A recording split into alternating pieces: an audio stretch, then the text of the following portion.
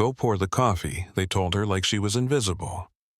Like she didn't belong in that trauma wing. Like the woman standing under those white hospital lights was just another body in borrowed scrubs. But 2 hours later, a colonel would open her record, read one line, and every person who laughed would go silent. If you have ever swallowed an insult just to keep your place, you already know this story. The cold hallway. The smell of burnt coffee and antiseptic. The way a room can decide who matters before you speak a word. This one is different because it is not just about humiliation. It is about what happens when the person everyone overlooks is the only one who can stop a body from dying. Stay with me to the end, then tell me where you're watching from.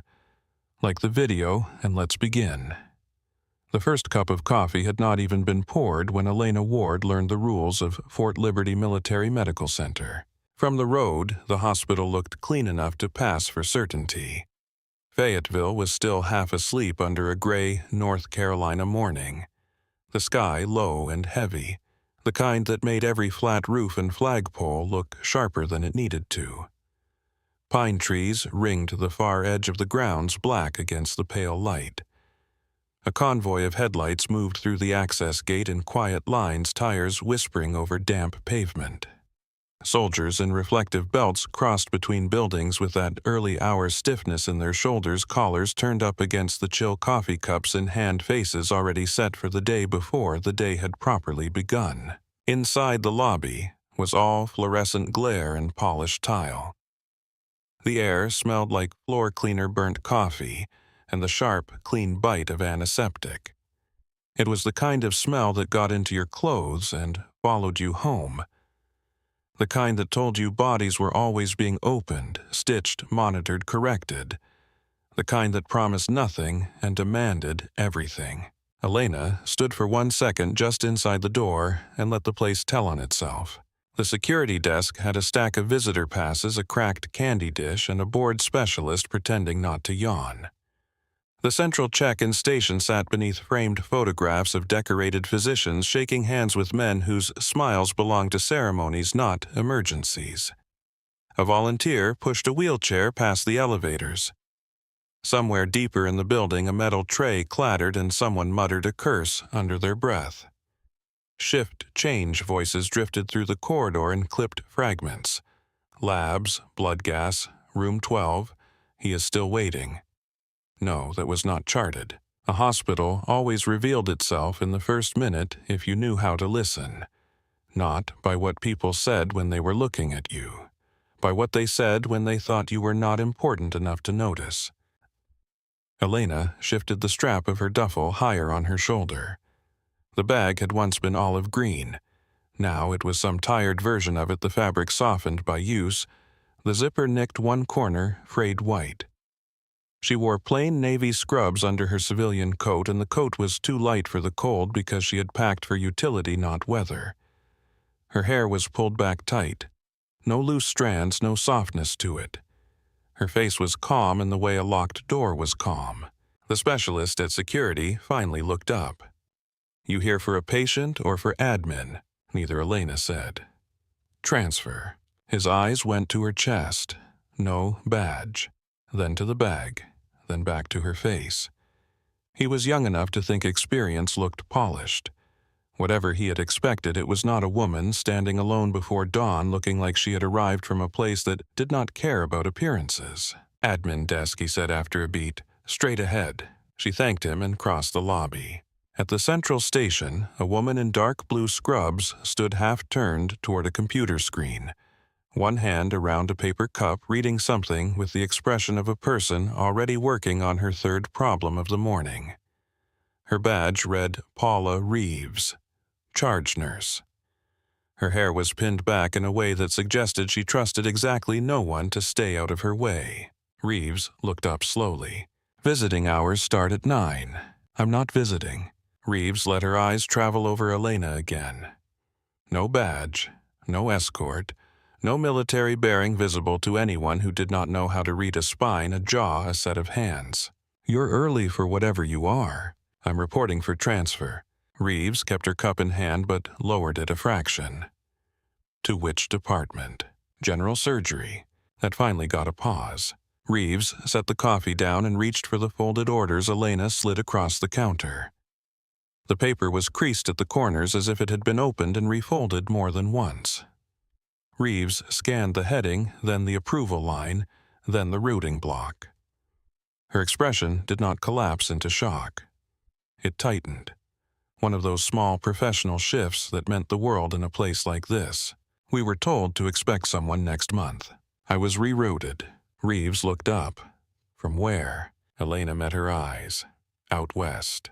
That answer told Reeves exactly nothing and annoyed her for it. Elena could see the calculation happening anyway. The orders were real. The timing was wrong. The woman holding them did not look like what anybody would choose if they were announcing a new physician to a military department obsessed with hierarchy and presentation. You have identification, not hospital issued. That is a no. It is a not yet. Reeves let out a breath through her nose and reached into a drawer. She pulled out a bright temporary sticker, wrote Elena Ward across it in quick block letters, and slid it over. Put that on before somebody mistakes you for lost family. She gestured to the side corridor. You stay with me until admin catches up with reality. Do not wander. Do not test badge access. Do not walk into an operating room because you think you belong in one. Elena peeled the sticker and pressed it to her scrub top. The adhesive felt cheap. Temporary. Beneath her name in smaller print it read, Temp Staff. No title, no department, no authority. Just permission to exist inside the building until someone more important decided otherwise. Reeves watched her smooth the sticker down.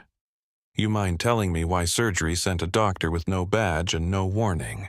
I don't know that they did. Reeves studied that answer for a second, then picked up her coffee again. That sounds like the kind of sentence that turns into paperwork. They started down the corridor together. The hospital changed by degrees as they moved inward.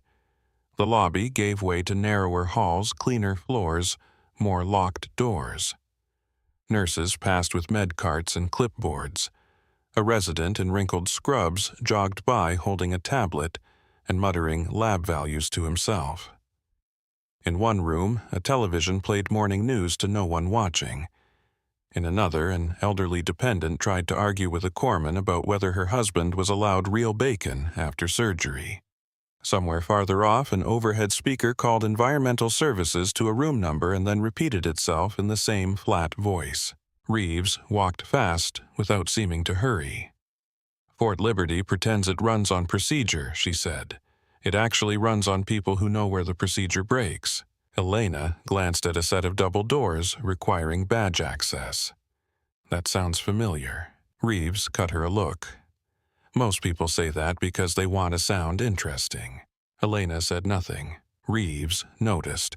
Her silence. Noticed the way Elena's eyes moved, taking in camera placement emergency exits, crash cart alcoves, the line of sight around blind corners. None of it was obvious. All of it was there. You military. Elena kept her face neutral. I work medicine. That was not my question. Elena's mouth moved almost into a smile, but not quite. You ask direct questions. Reeves gave a small snort. And I notice when somebody stands like they've had things shouted at them by professionals. They turned into the locker area, and the smell changed to detergent bleach old sweat and the damp metallic tang of showers that had never quite aired out. Rows of dented lockers lined the walls. A bench ran down the middle. Someone had taped up a faded flyer about blood drive hours. Somebody else had scribbled a phone number in black marker beside it and then crossed it out. Reeves stopped at a locker near the end. That one sticks. She opened it with a hard jerk, then reached into a bin and tossed Elena a set of spare scrubs. The fabric was clean but tired. The knees thinned the tag inside marked with another name written over in ink. It's what I've got on short notice. Elena set her bag on the bench. It's fine. Reeves leaned against the adjacent locker and watched her. You don't sound upset enough about any of this. Elena slipped off her coat. Should I be? Most transfers show up wanting to announce where they trained before they say good morning. Reeves folded her arms. You walked in with a bag and one-sentence answers. Makes people curious. Elena changed quickly, efficiently, without fuss. The movement had an economy to it Reeves registered even if she could not name it. No wasted motion, no self-consciousness. A person who had put on clean scrubs in places where privacy was a curtain if you were lucky and a courtesy if you were not. She folded her coat and placed it in the locker. The duffel went in next, still zipped. She did not unpack. Not a book. Not a spare pair of shoes, not a cosmetic bag. Not a charger. Nothing that said she expected to settle. Then she pulled one item back out. An old stethoscope. Black, tubing, worn dull by age, the metal chest piece scratched the earpieces not matching exactly. It had been repaired more than once. Not pretty enough for display. Too cared for to be disposable. She slipped it into the pocket of the borrowed scrub top. Reeves noticed that too. You attached to that thing. It works. That was not my question either. Elena shut the locker door and pressed until the latch caught. A working tool earns its place. Reeves nodded like that answer fit better than she wanted it to. Report to surgical intake at 7. You'll start with pre-op evaluations. Observation status until someone higher up signs off on you. Understood. They walked back into the main corridor and the building had turned another notch toward full speed. The coffee smell was stronger now. The day shift had arrived in layers of fresh noise and fresh impatience. Phones rang more often. Shoes moved faster. Charts changed hands mid-stride. A corpsman nearly collided with a pharmacist and apologized without stopping. Then the current in the hallway shifted. A knot of residents came around the corner ahead of them in a moving cluster built around one man. Dr. Nathan Mercer did not enter space. Space rearranged itself for him. He wore a white coat over scrubs so crisp they looked pressed. His badge hung perfectly straight. Not handsome in a soft way. Refined in the dangerous way. Clean edges controlled voice eyes that went from chart to resident to hallway without ever fully settling unless something deserved his irritation. He was speaking as he walked. Room 4 gets pushed to OR3 if anesthesia clears. I want vascular labs rechecked on the trauma transfer. If pathology still doesn't have the specimen from yesterday on my desk by noon, I will assume somebody has decided to stop fearing me. A few tired residents managed nervous laughter. None of them missed a step. Reeves lowered her voice. Chief of Surgery. Mercer swept closer. One of the residents glanced at Elena's temporary sticker and then away, already amused. Mercer barely looked at her at first. Then his eyes caught on the bright temp label dropped to the borrowed scrubs and returned to Reeves. That the transfer? Yes. Mercer's gaze flicked over Elena. Not long enough to know her. Long enough to sort her. She has clearance. Orders are real. Badge is not. Mercer gave a small nod that said the distinction mattered more than the person. Then keep her out of my rooms until it is. His shoulder passed close enough that Elena caught the clean scent of soap beneath the antiseptic air. He did not offer a greeting, did not ask her name. To him, she was administrative friction. A variable introduced into a schedule already too full. As Mercer continued on, someone from the staff lounge called out that the coffee urn had run dry. Mercer stopped without fully turning around. Irritation sharpened the line of his jaw. He looked back toward Reeves, then at Elena, and this time the glance landed long enough to do real damage. If she's not cleared enough to touch a patient, she can at least do something useful. His voice was even, but the corridor heard it. Have her deal with the coffee. One resident barked a quiet laugh before swallowing it. Reeves's expression tightened. Elena stood still. It was not the task. It was the sorting. The quick public verdict. The way a room could decide your level before your name mattered. She felt heat slide into her throat, that old, clean burn a person felt when pride had to be swallowed in one smooth motion to keep the peace. Mercer was already walking again before anyone answered. Reeves let the silence sit for a second after he passed. He treats everyone like a problem until they prove useful. Elena looked toward the lounge where the hot plate glowed under a stained metal pot. That part seems clear. Reeves gave her a longer look this time. You can be angry if you want. I know. But Elena slid her hands into the pockets of the borrowed scrubs. Being angry and showing it are different skills. For a fraction of a second, Reeves almost smiled. At surgical intake, Elena was handed to Dr. Liam Brooks, with the efficient impatience of one overworked unit passing a problem to another. Brooks looked younger than he probably wanted to be taken for, but there was intelligence in his face and exhaustion in his shoulders. He had a tablet tucked under one arm and a coffee stain on one cuff that said his day had started before this one. "This is Elena Ward Reeves," said. "General surgery transfer. Temp clearance only." Brooks shifted the tablet to his other hand and held one out. "Liam Brooks," Dr. Ward Reeves added deliberately, as if correcting the room on principle. Brooks blinked, then gave Elena a closer look. "Right, sorry. No need." Reeves turned to leave, then paused. "Try not to let Mercer turn her into a cautionary tale before lunch," noted Brooks said. Once Reeves was gone, Brooks looked down at the schedule board on the wall and visibly recalculated his life. Names filled the columns in black marker. Cases stacked too close. Delays already building before 7. "We're short on hands," he said. "You good with pre-op checks?" "Yes." "Vitals, chart review, allergies, last meal history verification. Anything missing in the workup?" "Flag concerns before transport." "I understand the job." Brooks gave a tired half-smile.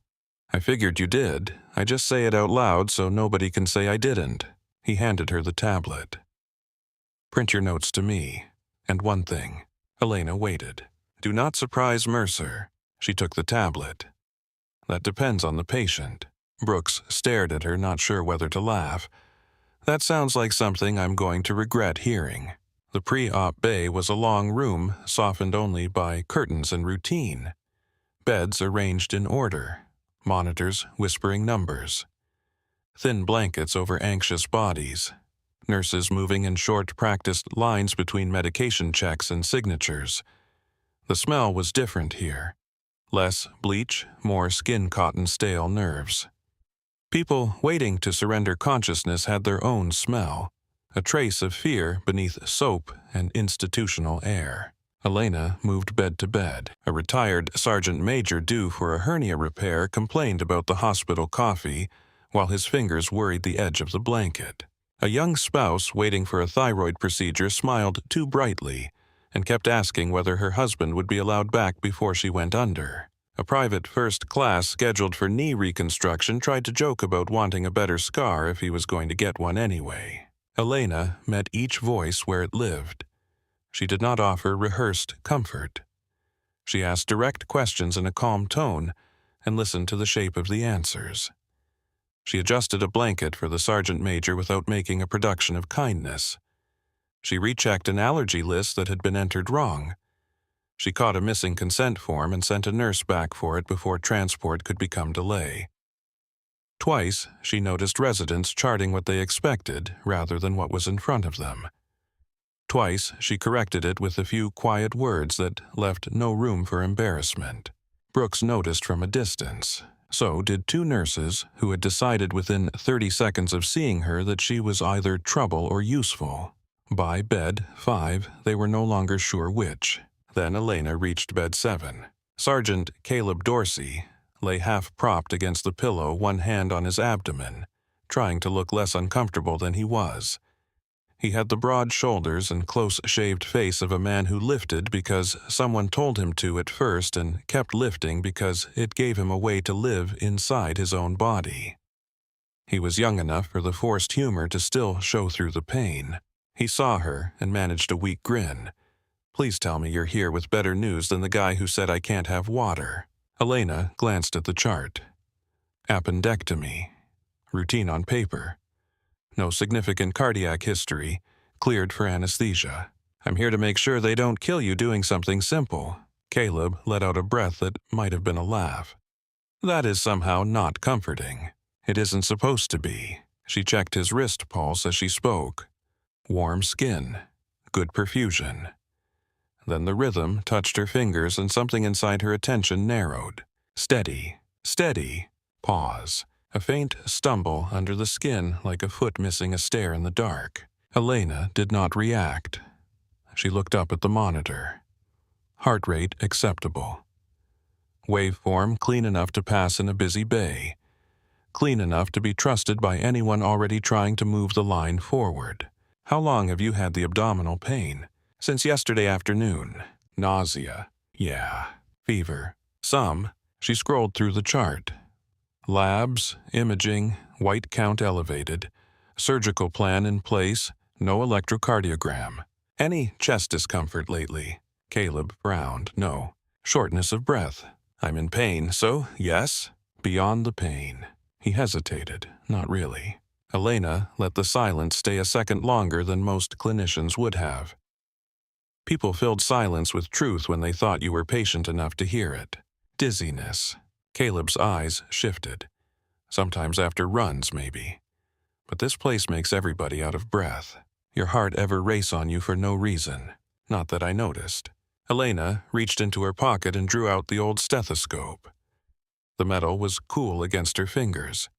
She placed it on his chest, listened, at the apex moved, listened again. Lub-dub. Breath. Monitor hum. The small rustle of curtain fabric from the next bed. Then there it was. A soft irregularity tucked beneath the ordinary sounds. A tiny murmur, almost shy, the sort of thing a rushed exam or a noisy room would ignore. The sort of thing fatigue and pain could help hide. The sort of thing that only mattered if it mattered all at once. Elena kept the stethoscope in place 1 second longer. The fluorescent lights above him buzzed. A cartwheel squealed in the hallway. For half a heartbeat the sound lifted an old memory so fast it felt physical. Canvas roof. Heat trapped under it. Generator vibration through folding tables. A soldier, younger than this one, turning pale, while somebody said his numbers were probably artifact. The kind of mistake that did not look like a mistake until the monitor changed its mind and the room went from routine to irreversible. Elena blinked, and the bay came back hard and white around her. Caleb was watching her now, humor fading. What? She took the earpieces out slowly. Has anyone done a cardiac workup on you? No, ma'am. Any fainting? No. Family history. He gave a small, helpless shrug. My dad has blood pressure problems and thinks vegetables are a scam. Any known murmur growing up? Not that anybody told me. Elena looked back at the chart. Clean, efficient, and complete. A line that said fit for anesthesia because everything in a busy system leaned toward yes until forced to stop. Caleb followed her gaze, and his own expression changed. People could read concern even when clinicians tried to smooth it away. Doctor. She met his eyes. Am I okay? Elena kept her voice level. I think we need one more test before they put you under. He swallowed. Because of my appendix. Because of your heart. For the first time since she had stepped into the bay, Caleb looked truly afraid. Not theatrically. Not dramatically. Just the fast, quiet fear of a young, healthy person hearing a new word attached to a body that had always done what it was told. My heart. I heard something I don't like. He wet his lips. You mean serious? I mean, I'm not willing to guess. A nurse pushed a medication cart past the curtain, opening the wheels, clicking over the floor seam. The sound made Elena's shoulders go tight for a fraction of a second before settling again. Caleb saw enough to know she was not casual about any of this. Should I be worried? You should stay still and let me make somebody inconvenient. His mouth twitched despite himself. That sounds bad for you. Elena slipped the stethoscope back into her pocket. It's not your job to worry about me. She stepped away from the bed and looked down the length of the pre-op bay. Brooks stood by the printer reviewing notes, one hand braced on the counter trying to do 3 things at once. Beyond him, through the open doorway, she could glimpse the schedule board and the river of hospital movement flowing around it. Somewhere past that would be Mercer moving cases toward rooms carving the day into blocks of efficiency and control. In a building like this, delay had a smell. It smelled like anger before the anger arrived. Elena felt the old split inside herself, the one she had lived with since before anybody here knew her name. One part of her understood exactly what speaking up would cost. Eyes turning. Questions asked. Records pulled. Attention landing and staying there. The other part cared only that a body on bed 7 might stop being salvageable if the wrong sedative entered the wrong circulation at the wrong minute. She could stay quiet and let the machine run, or she could put herself in its path. Caleb was still watching her, one hand unconsciously drifting toward the center of his chest, as if the idea of danger had placed the gesture there for him. Elena tightened her grip on the tablet just once, then loosened it. She looked at the chart again. Clear for anesthesia. No cardiac screening. Vitals acceptable. Standard pathway. The neat confidence of paperwork that assumed the body would obey. It was not the first time she had seen a clean chart lie. She turned and started walking toward Dr. Liam Brooks. Elena stopped beside Dr. Liam Brooks just as the printer coughed out a stack of pre-op summaries. He looked up without lifting his hand from the counter. "You done already? Bed 7 needs an EKG before transport." Brooks blinked once. An EKG. I heard a murmur. Irregular rhythm. "He is not clear for anesthesia until somebody proves me wrong." Brooks turned his head toward Caleb Dorsey's bay, then back to her. The movement was small, but the reaction behind it was not. Elena could see the calculation in his face. The board was full. Cases were stacked too close. Mercer was already impatient. Every minute had an owner in this wing, and none of them liked having their schedule touched. Did he report cardiac symptoms? Some dizziness after exertion. Fatigue, nothing dramatic. Brooks lowered his voice. That could be pain-stress dehydration. It could. Elena held his eyes. And it could be something anesthesia turns lethal. He exhaled through his nose, looking not annoyed so much as trapped between what he thought and what he knew would happen if he acted on it. Brooks was not arrogant. That made it worse. Arrogance at least made decisions simple. Conscience slowed people down. "You are sure?" "I am sure enough not to let him roll." Brooks stared at her for one more second. Then his mouth tightened. "All right, I will get—" A voice cut through the bay before he could finish. "Why is my patient still here?" The room shifted around it. Conversations did not stop completely. They thinned. A nurse capped a syringe and looked down. A transporter paused with a gurney half turned toward the door.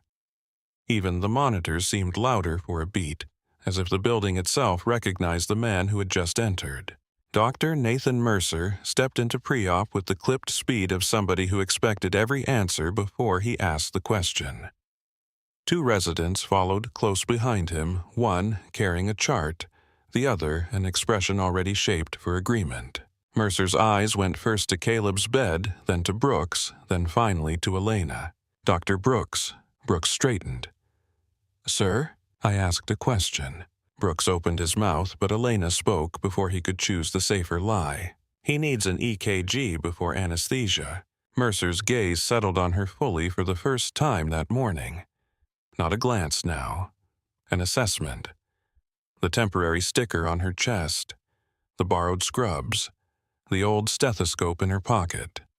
The new transfer who had not even been in the building long enough to learn which doors stuck. Mercer's voice stayed level. "You are Elena Ward." "The transfer."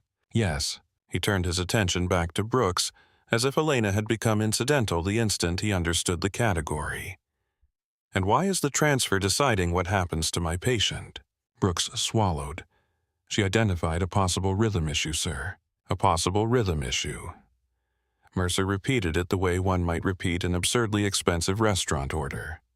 "Based on—" Elena kept her voice calm. "His pulse is irregular. He has a faint murmur. No cardiac screening in the chart. He needs an EKG." One of the residents behind Mercer let out the smallest sound of disbelief. It was not loud enough to count as disrespect. It was loud enough to make the point. Mercer looked toward Caleb's bed, then back to Elena. He is here for appendicitis. Yes?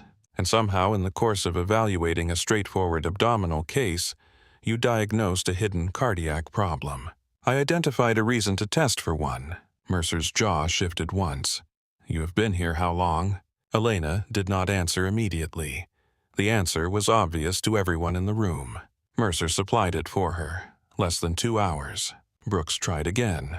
Sir, maybe we run it quickly and clear him. Mercer cut him off with a look so economical it almost qualified as elegant. Then he stepped toward Caleb's bed, drawing the room with him. Caleb had gone still in the careful way frightened people did when they wanted to stay useful. His eyes moved between Elena and Mercer, trying to decide whose face contained the truth. Mercer rested one hand on the bed rail and softened his voice by exactly 20%. The effect was practiced. Sergeant Dorsey, you have acute appendicitis. Pain causes stress. Stress changes pulse. The transfer doctor is being cautious. Caleb nodded because Mercer sounded like certainty dressed in a white coat. But his hand remained on the blanket near the center of his chest. Elena saw it. Mercer turned back to her. We do not stop a surgical board every time somebody hears a whisper in a noisy room. Elena kept her gaze steady. You do when the whisper could kill him. A pulse moved at the corner of Mercer's jaw. For one brief second, the entire pre-op bay became a place built around silence rather than sound. People pretended to keep working. Nobody really did. It was not every day that a temporary transfer challenged the chief of surgery in full view of a patient's staff and residents with enough coffee in their systems to enjoy the spectacle. Mercer took one step closer to her. You are here to observe. I am here to evaluate. You are here under temporary clearance. That does not change what I heard. Something in the air changed then. Not louder, sharper. The difference between routine friction and the beginning of humiliation. Mercer looked at Brooks. Did you ask for this opinion? No, sir. Did I? No, sir. Mercer turned back to Elena. Then learned quickly. In my department, judgment belongs to people whose names are actually on the board. The resident holding the chart let himself smile. Elena felt the old burn rise in her throat. That clean, private heat humiliation produced when it arrived in front of witnesses. She did not let it touch her face. Years had taught her that expression was a privilege, and some rooms took it from you the moment you showed weakness. With respect, she said, and the respect in her voice was thin as wire. The board is not the patient. Mercer's eyes hardened. No, he said. It is the schedule that keeps this hospital from collapsing into chaos because every new arrival decides instinct outranks protocol. Elena did not move. Instinct did not hear that murmur. An exam did. One of the nurses at the med cart looked down at her hands. A second nurse slowly capped a pen. Brooks closed his eyes for half a second as if he could already feel the paperwork growing teeth. Caleb spoke from the bed, his voice rougher now. Doctor. Mercer angled his head toward him. Yes, Sergeant. Do I need the test? Mercer answered without hesitation. No. Elena answered at almost the same moment. Yes. The contradiction landed like dropped metal. Caleb looked from one to the other, fear suddenly visible in the tightness around his mouth. People could survive pain. Uncertainty was harder, especially when it arrived wearing authority on one side and conviction on the other. Mercer's head turned back toward Elena with a slowness that made the room colder. You do not speak over me to my patient. Then order the test. Mercer stared at her. The resident nearest the curtain let out a quiet breath that might have become laughter under different circumstances. Not because any of this was funny, because public correction had its own appetite and hospitals fed it the way schools did. Mercer's next words were perfectly controlled. If your need to be useful is that urgent, there is a coffee urn in the lounge that has been empty since 6:30. Go make yourself productive there. This time, several people heard it. Really heard it. The line did not carry enough volume to count as shouting. It did not need to. The humiliation was built into the phrasing, the timing, the audience. She was not a doctor in that sentence. She was a disposable inconvenience being reassigned to a task fit for somebody with no standing at all. One of the residents laughed under his breath. A nurse looked away.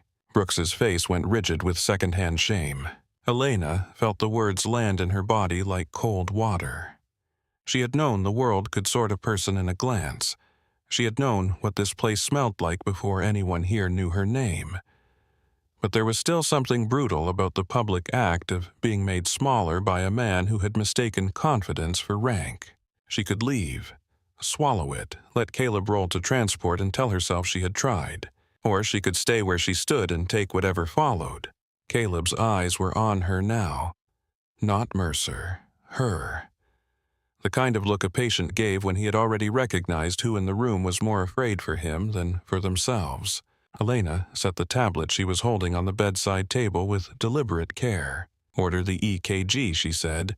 Mercer's mouth barely moved. "Excuse me. If I am wrong, Elena said I will pour your coffee every morning for a month." The room went still in a different way this time. Not with discomfort. With interest. A challenge had shape now. Terms, stakes, witnesses. Mercer stared at her as if deciding whether she had just embarrassed herself beyond repair or crossed into something almost worth his attention. "And if you are right," Elena held his gaze, "then he stays alive long enough for you to be angry about it." For one heartbeat, no one moved. Then Mercer made a small gesture toward Brooks. "Run it." Brooks blinked. "Sir." "Now." He moved. The resident with the chart straightened and stepped aside as Brooks headed for the equipment alcove at the far end of the bay. A nurse widened Caleb's curtain. Another adjusted the bed angle. Nobody spoke above a murmur. The atmosphere had shifted from mockery to anticipation, and anticipation could be almost as cruel. Caleb looked up at Elena as she stepped back to make space. "You really think something is wrong with me?" Elena kept her voice quiet. "I think guessing would be stupid." He swallowed. "That is the least comforting answer I have heard today. It is still the honest one." Brooks returned, pushing a portable EKG machine that rattled faintly over the floor seam. His hands were quick now, quicker than before because once a chief surgeon publicly called a bet everybody needed an answer fast.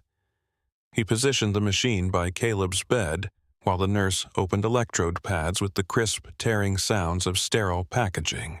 "Hold still," Brooks said. Caleb tried. Pain made stillness imperfect. Fear made it worse. Brooks placed the leads with careful efficiency, glancing at the monitor once, then again. Elena watched the screen over his shoulder. The tracing came up. Not dramatic at first glance. The kind of thing a tired eye might misread. Then the pattern declared itself. Brooks's face changed. Not all at once. A subtle gathering around the mouth. Brows drawing in. His fingers pausing on the controls. He reran it. The strip fed out with a dry, mechanical whisper. Mercer extended his hand impatiently. Brooks did not give it to him right away. "Sir." Mercer's eyes sharpened. "Dr. Brooks?" Brooks handed him the paper. Mercer scanned the strip quickly, surgeon quick used to making decisions in compressed time.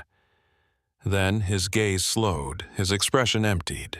The color shifted under his skin, not dramatic just enough. The resident nearest him leaned in too far, and then straightened abruptly when he recognized what he was seeing. Caleb watched all of them and went white. "Doctor," he said too quietly. Mercer looked from the strip to the patient, and when he spoke again, the tone that came out had changed. The condescension was gone. So was the performance. "Call cardiology, now." A nurse was already reaching for the phone. Brooks reran the tracing a third time to confirm placement. The result held. No artifact, no machine error, no convenient explanation waiting to rescue anyone's ego. Caleb's breathing had gone shallow. "Is it bad?" Mercer folded the strip once in his hand as if the neatness could restore control. "You have an arrhythmia that needs evaluation before surgery. Can it wait?" No. That one word sounded different now. Heavy. Real. Caleb looked toward Elena with the stunned expression of somebody recalculating his own morning. Less than 10 minutes earlier, he had been joking about water. Now, the body he trusted had turned strange beneath him, and the only person who had noticed in time was the woman the room had nearly sent for coffee. The cardiology team arrived fast enough to prove Mercer's reputation still moved systems when he wanted it to. Dr. Vivian Hale entered the bay with a portable monitor and 2 techs behind her, her expression calm in that highly trained way that did not waste emotional energy where action belonged. "What have we got?" Mercer handed her the strip. Hale read it once and looked up immediately. He was heading to the OR. He was. Not anymore. She moved to the bedside, introduced herself to Caleb, and began asking sharper questions than anyone had asked all morning. Palpitations. Exercise tolerance. Episodes of near syncope. Family history. Medication use. The tech clipped on additional leads while another nurse drew blood. Mercer stood half a step back from the bed rail now, not because he wanted distance, but because the center of gravity had shifted, and he knew it. In the space he left behind, the room's earlier laughter curdled into something closer to embarrassment. Reeves appeared at the edge of the bay as if she had materialized from the walls. Her eyes moved from Caleb to the EKG machine to Elena. She took in the silence and understood enough. What happened? Brooks answered before Mercer could. She caught an arrhythmia. Reeves's gaze settled on Elena's face. You were right. Elena did not nod. The truth was already on the paper. She could feel eyes on her from every direction and hated that feeling more than she had hated the insult. Caleb's hand found the bed rail. If they had put me under, Hale answered without softening it. It could have gone very badly. Mercer looked at her. Could have. Hale met his eyes. You want the diplomatic wording or the useful one? Mercer said nothing. Hale turned back to her patient. You are not going to surgery until we know exactly what your heart is doing. Caleb nodded once, trying to absorb that. Then he looked at Elena again, and this time gratitude was mixed with the kind of fear people felt when a stranger suddenly became the reason they had not died. Thank you, he said. Elena kept her voice low. Stay still. Let them work. The pre-op bay started moving again around the interruption, but not at the same speed as before. Residents who had looked amused now looked cautious. Nurses who had written Elena off as temporary friction watched her with the guarded curiosity reserved for finding out a locked drawer contained something valuable. Mercer turned toward her. How? The single word came out rougher than his usual precision. Elena met his gaze. I listened. That is not an answer. It is the only one that matters right now. Something in Mercer's face tightened. Not because she was wrong.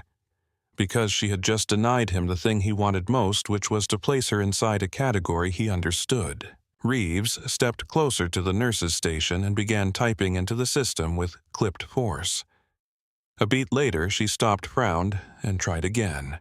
Your file is locked. Mercer's head turned. What? Reeves looked up from the screen. I pulled her transfer packet to update privileges and unit status. Core credentials are visible. Licensing degree board certification. Everything before the transfer routing is restricted. Brooks frowned. Restricted by who? Reeves gave him a flat look. By the kind of people who do not ask our permission. Mercer's eyes shifted back to Elena, and the quality of his attention changed again.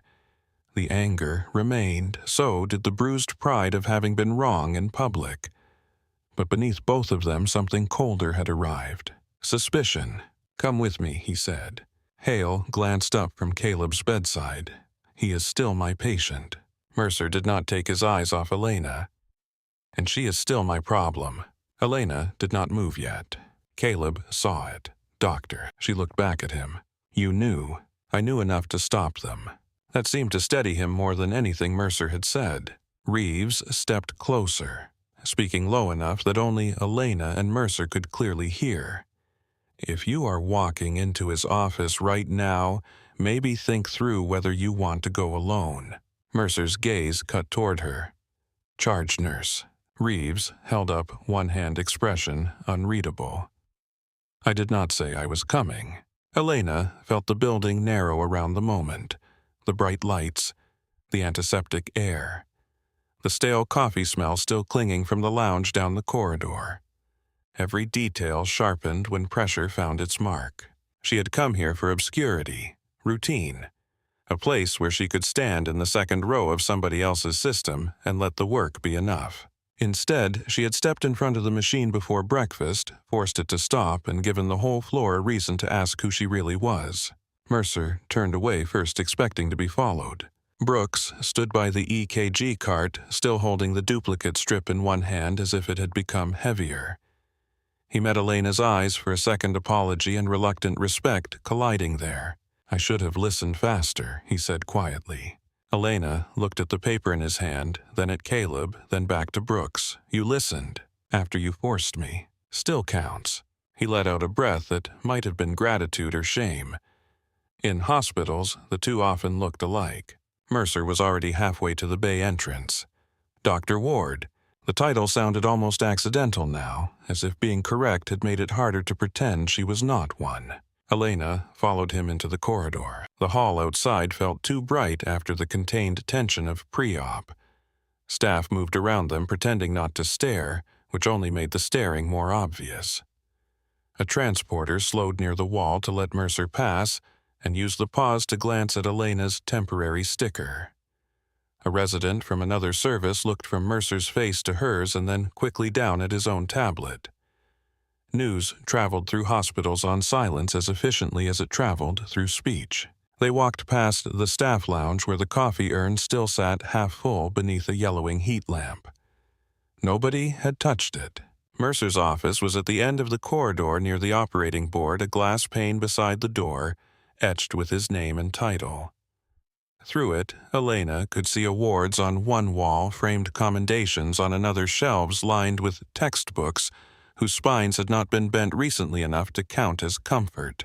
Mercer opened the door and stood aside just enough to make the order unmistakable. Inside the room was cold with recycled air. Not one paper sat out of place on the desk. A model of the human liver rested under glass beside a row of challenge coins. The only thing that looked used, rather than arranged, was a coffee mug with a faint stain at the bottom and no humor printed on it. Mercer shut the door behind them. For a moment, he said nothing. He set the EKG strip on the desk, flattened it with 2 fingers, and looked at her as if the answer might appear if he stared hard enough. "You embarrassed me." Elena kept her hands at her sides. "You are alive to feel it." His jaw tightened. "Do not confuse being right with permission. I am not the one who made this public." Something sharp flashed through his eyes, but he did not deny it. He walked around the desk and braced both hands on the edge. "Where did you train?" Elena said nothing. Mercer looked at the temporary sticker on her chest, as though it offended him on a structural level. "You show up without warning. You challenge my call in front of my staff.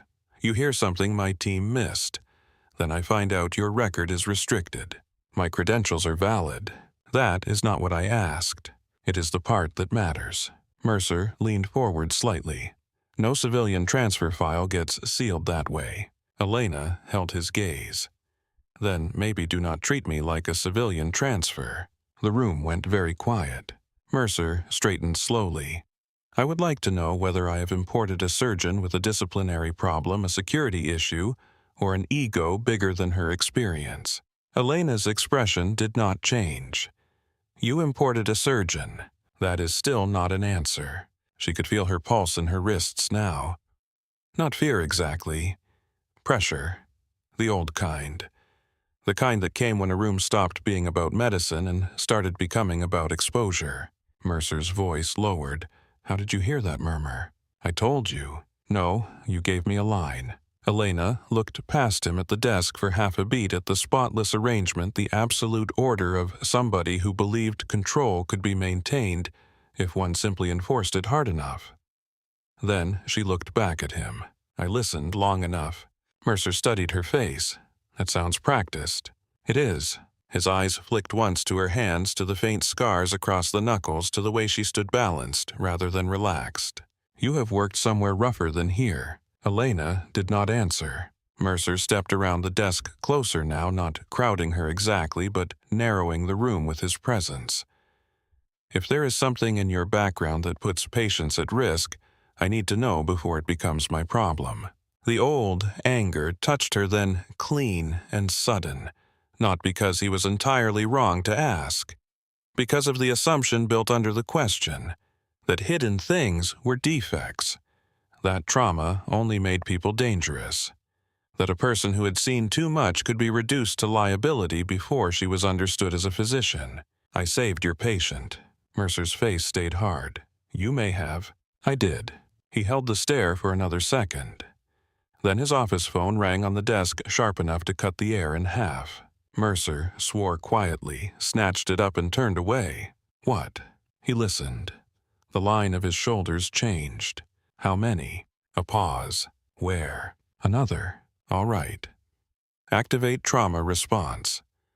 Pull every available attending and resident to the emergency department. I am on my way. He hung up and stared at nothing for half a breath, already mentally moving room staff, blood carts, procedures. When he looked back at Elena, the interrogation had not ended. It had simply been pushed aside by a larger emergency. Mass casualty on base, he said. You stay where I put you. You do not improvise. You do not take over. Elena was already reaching for the door. Mercer's voice stopped her. Ward. She turned. His eyes held hers harder than before and less certain. We are not finished. Elena opened the door. Outside, the corridor had changed. Faster now. Tighter. An overhead voice called for trauma teams. A nurse ran past carrying sealed packs of tubing. Somewhere down the hall, a crash cartwheel rattled over tile. Elena stepped into the movement beside Mercer. The smell of burnt coffee and antiseptic still caught in the air behind them as the hospital gathered itself around blood noise and the kind of urgency that stripped every title down to what it could actually do. The emergency department did not sound like the surgical wing. Surgery had its own rhythm. Controlled voices, planned incisions, timed movement built around sterile rituals and predictable walls. The emergency department was different. It sounded like interruption. It sounded like doors opening too fast, wheels hitting thresholds, monitors arguing with one another, orders thrown across rooms before the bodies attached to them had even stopped moving. By the time Mercer and Elena pushed through the double doors, the place was already tightening around the incoming casualties. Phones rang at the central desk. A trauma board was being wiped clean and rewritten with fresh names and incomplete information. Nurses moved in hard lines between bays carrying suction canisters, IV kits, pressure bags, and blood tubing. A respiratory therapist dragged a ventilator into position with one hand while holding a laryngoscope case in the other. Somewhere behind the ambulance entrance, a siren cut off mid-wail and left a ringing silence behind it. Paula Reeves stood at the board with a marker in one hand and a radio clipped at her shoulder hair still pinned back, face stripped down to function. How many, Mercer asked. Initial report says 6, possibly more from the training rollover. 2 chest trauma, 1 abdominal, 1 ortho, 1 head injury, 1 status unknown. Blood bank alerted. On it. Or notified. Already moving. Mercer did not slow. He stepped into the center of the room like a man entering a current and expecting the current to obey him. Bay 1 and Bay 2 to trauma. Bay 3 on standby. Brooks, triage intake. Reeves, board control. Call, anesthesia down. If any resident decides this is the moment to panic, remove them before I have to. Brooks nodded and moved. Reeves was already writing. Mercer turned to Elena. For half a second, his eyes held hers, as if he had not forgotten the office, or the argument, or the fact that she had just cut through his authority in front of pre-op. None of that mattered enough right now to stop him from using whatever hands he had. You go to Bay 3, he said. You assist Dr. Owen Pike. You do not freelance. Yes, doctor. It was not obedience so much as acceptance of temporary structure.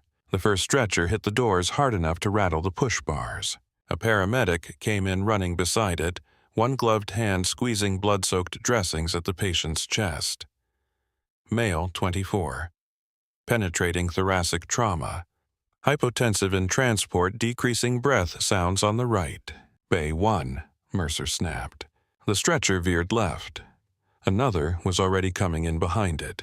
This one carried a young soldier with a face gone gray, under fluorescent light uniform, cut open at the abdomen, both hands trying to press downward against pain that had moved beyond language.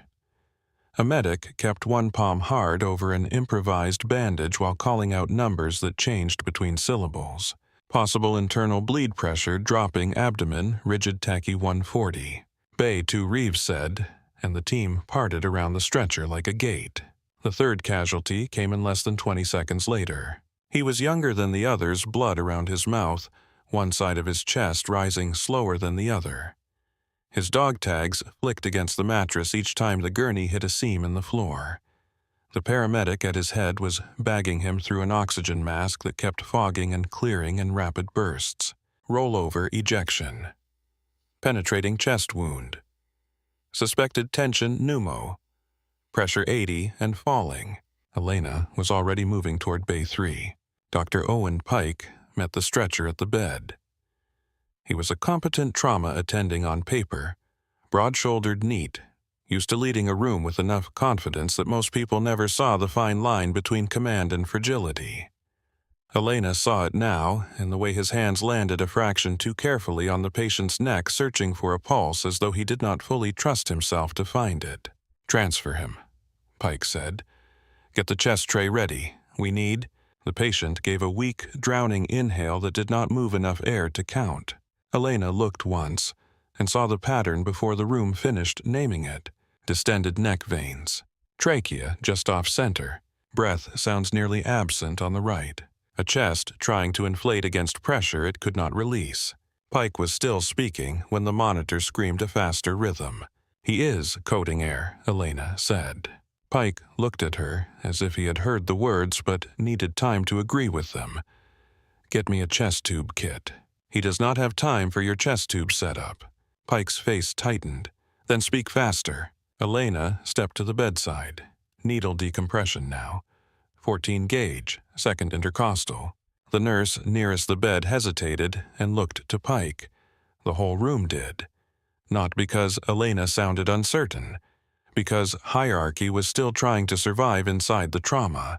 Pike opened his mouth, closed it. The patient's pressure dropped again and made the decision for him. Do it. The needle was in Elena's hand before the sentence finished. She found the space by feel and anatomy, cleaned fast, pushed through skin and soft tissue, then through the resistance that suddenly gave way. A violent hiss burst out of the chest-trapped air, escaping with the ugly relief of something almost too late. The right side rose a little better. The monitor numbers climbed by inches rather than leaps. Not enough. Elena looked at the wound low on the chest wall where blood bubbled faintly with each breath. The lung is hit. Pike reached for the chest tube tray with hands that had started to shake just enough for the tremor to matter. He tried to hide it in speed. Elena saw that too. The patient's eyes rolled under half-closed lids. Saturation slid lower. The respiratory therapist increased bagging pressure. Blood frothed darker at the wound edge. Pike made the incision for the tube inserted advanced and got only a brief rush. Some air. Too much blood. Not enough improvement. The blood pressure fell again. The monitor tone changed from urgent to lethal. "We are losing him," the nurse at the foot of the bed said. Pike froze. Not the dramatic freeze of a person collapsing.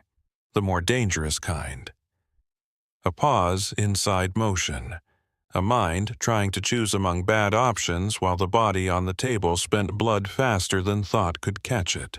Elena recognized that look because she had seen it in tents in dim aid stations in mud, in heat under generator light under mortar pressure in places where medicine became triage by force and hesitation became its own wound. She stepped in close enough that the room had to accept her. Thoracotomy tray. The nurse stared. "Doctor." "Now." Pike found his voice at the same moment. "We do not crack a chest in this bay." Elena met his eyes. Then we pronounce him in this bay. The patient convulsed under the bag, and the monitor rhythm stuttered. The sentence changed the room. Not because it was loud, because it was true. Pike looked at the patient, then at the numbers, then at Elena. Pride and fear fought visibly in the space between his features. Fear won first. "Get the tray," he said. The trauma nurse ran. Elena, stripped gloves on with quick hands, accepted a gown and stepped into a focus so complete it made the rest of the room seem farther away. Blood. Light. Anatomy. No space left for anything else. The tray arrived with metal ringing against metal. Scalpel, rib spreader, clamps, suction. The smell of chlorhexidine barely covered the iron smell already rising from the patient's chest. "Bag him harder," Elena said. The respiratory therapist nodded. She cut with speed that was not hurried, through skin, through tissue, into the place where the chest stopped being a wall and became a problem to solve. Blood welled, she suctioned, entered, spread the ribs with force that made one nurse look away. The heart was there, too fast, too desperate, blood pooling where it did not belong. Elena reached in with hands that knew exactly how little time existed. Clamp. The instrument hit her palm.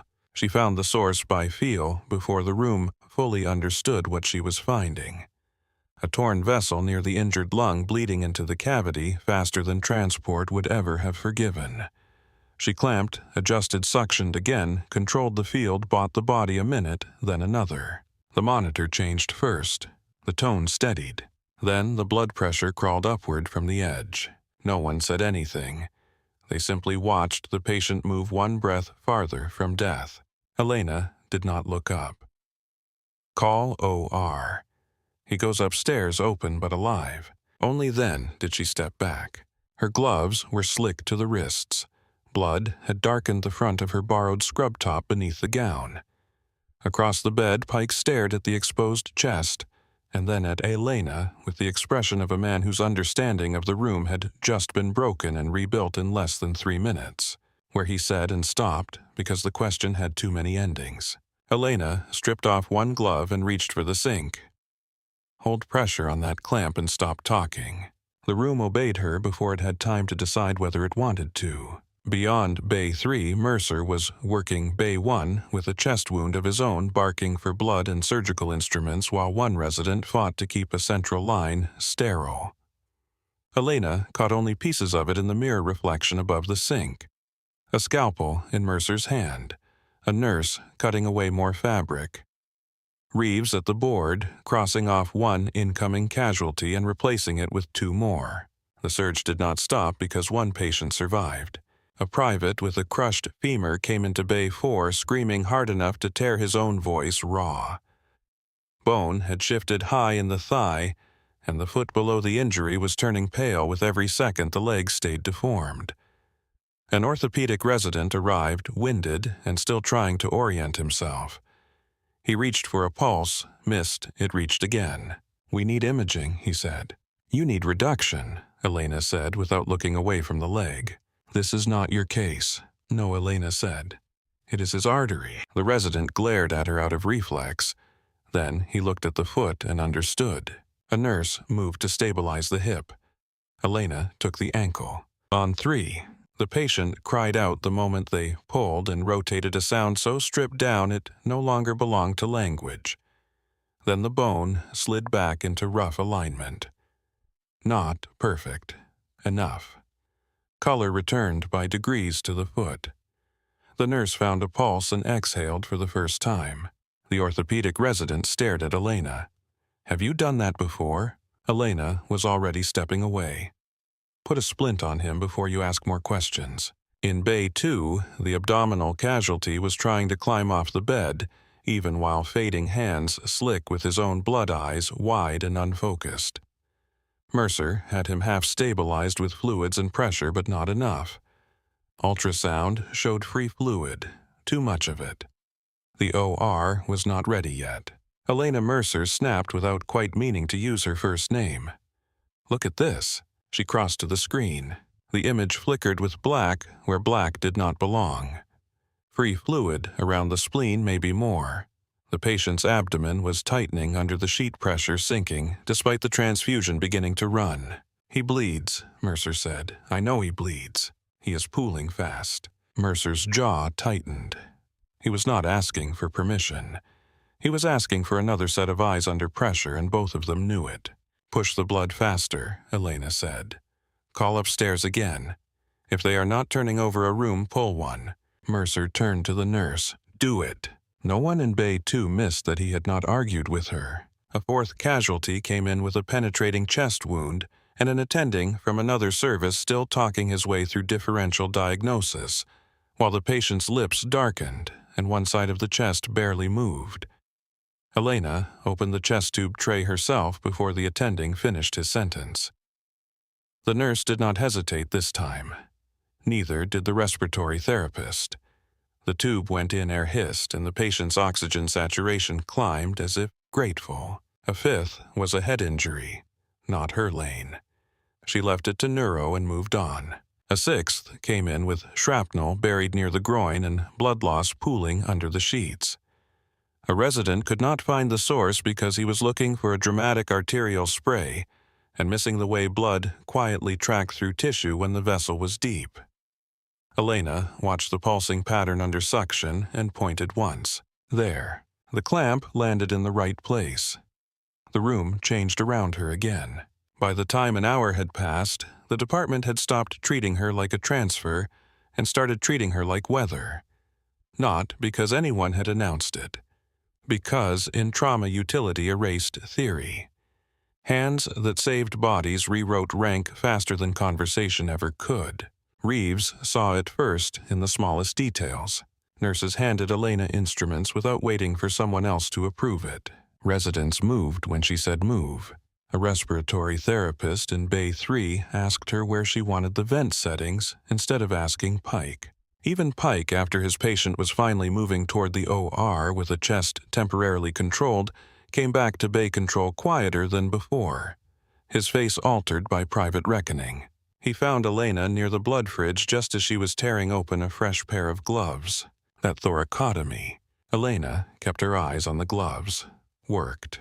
It should not have happened here. No, she said, it should not have been necessary here. Pike looked like he wanted to argue, and realized that whatever sentence he came up with would die in contact with the facts. He gave one sharp nod and moved back into the flow. The department kept flexing under fresh arrivals. Alarms flared and softened. Wheels rattled. Suction screamed. Somewhere a patient vomited. Somewhere else a monitor flatlined for half a second, and then returned after 2 compressions and a curse.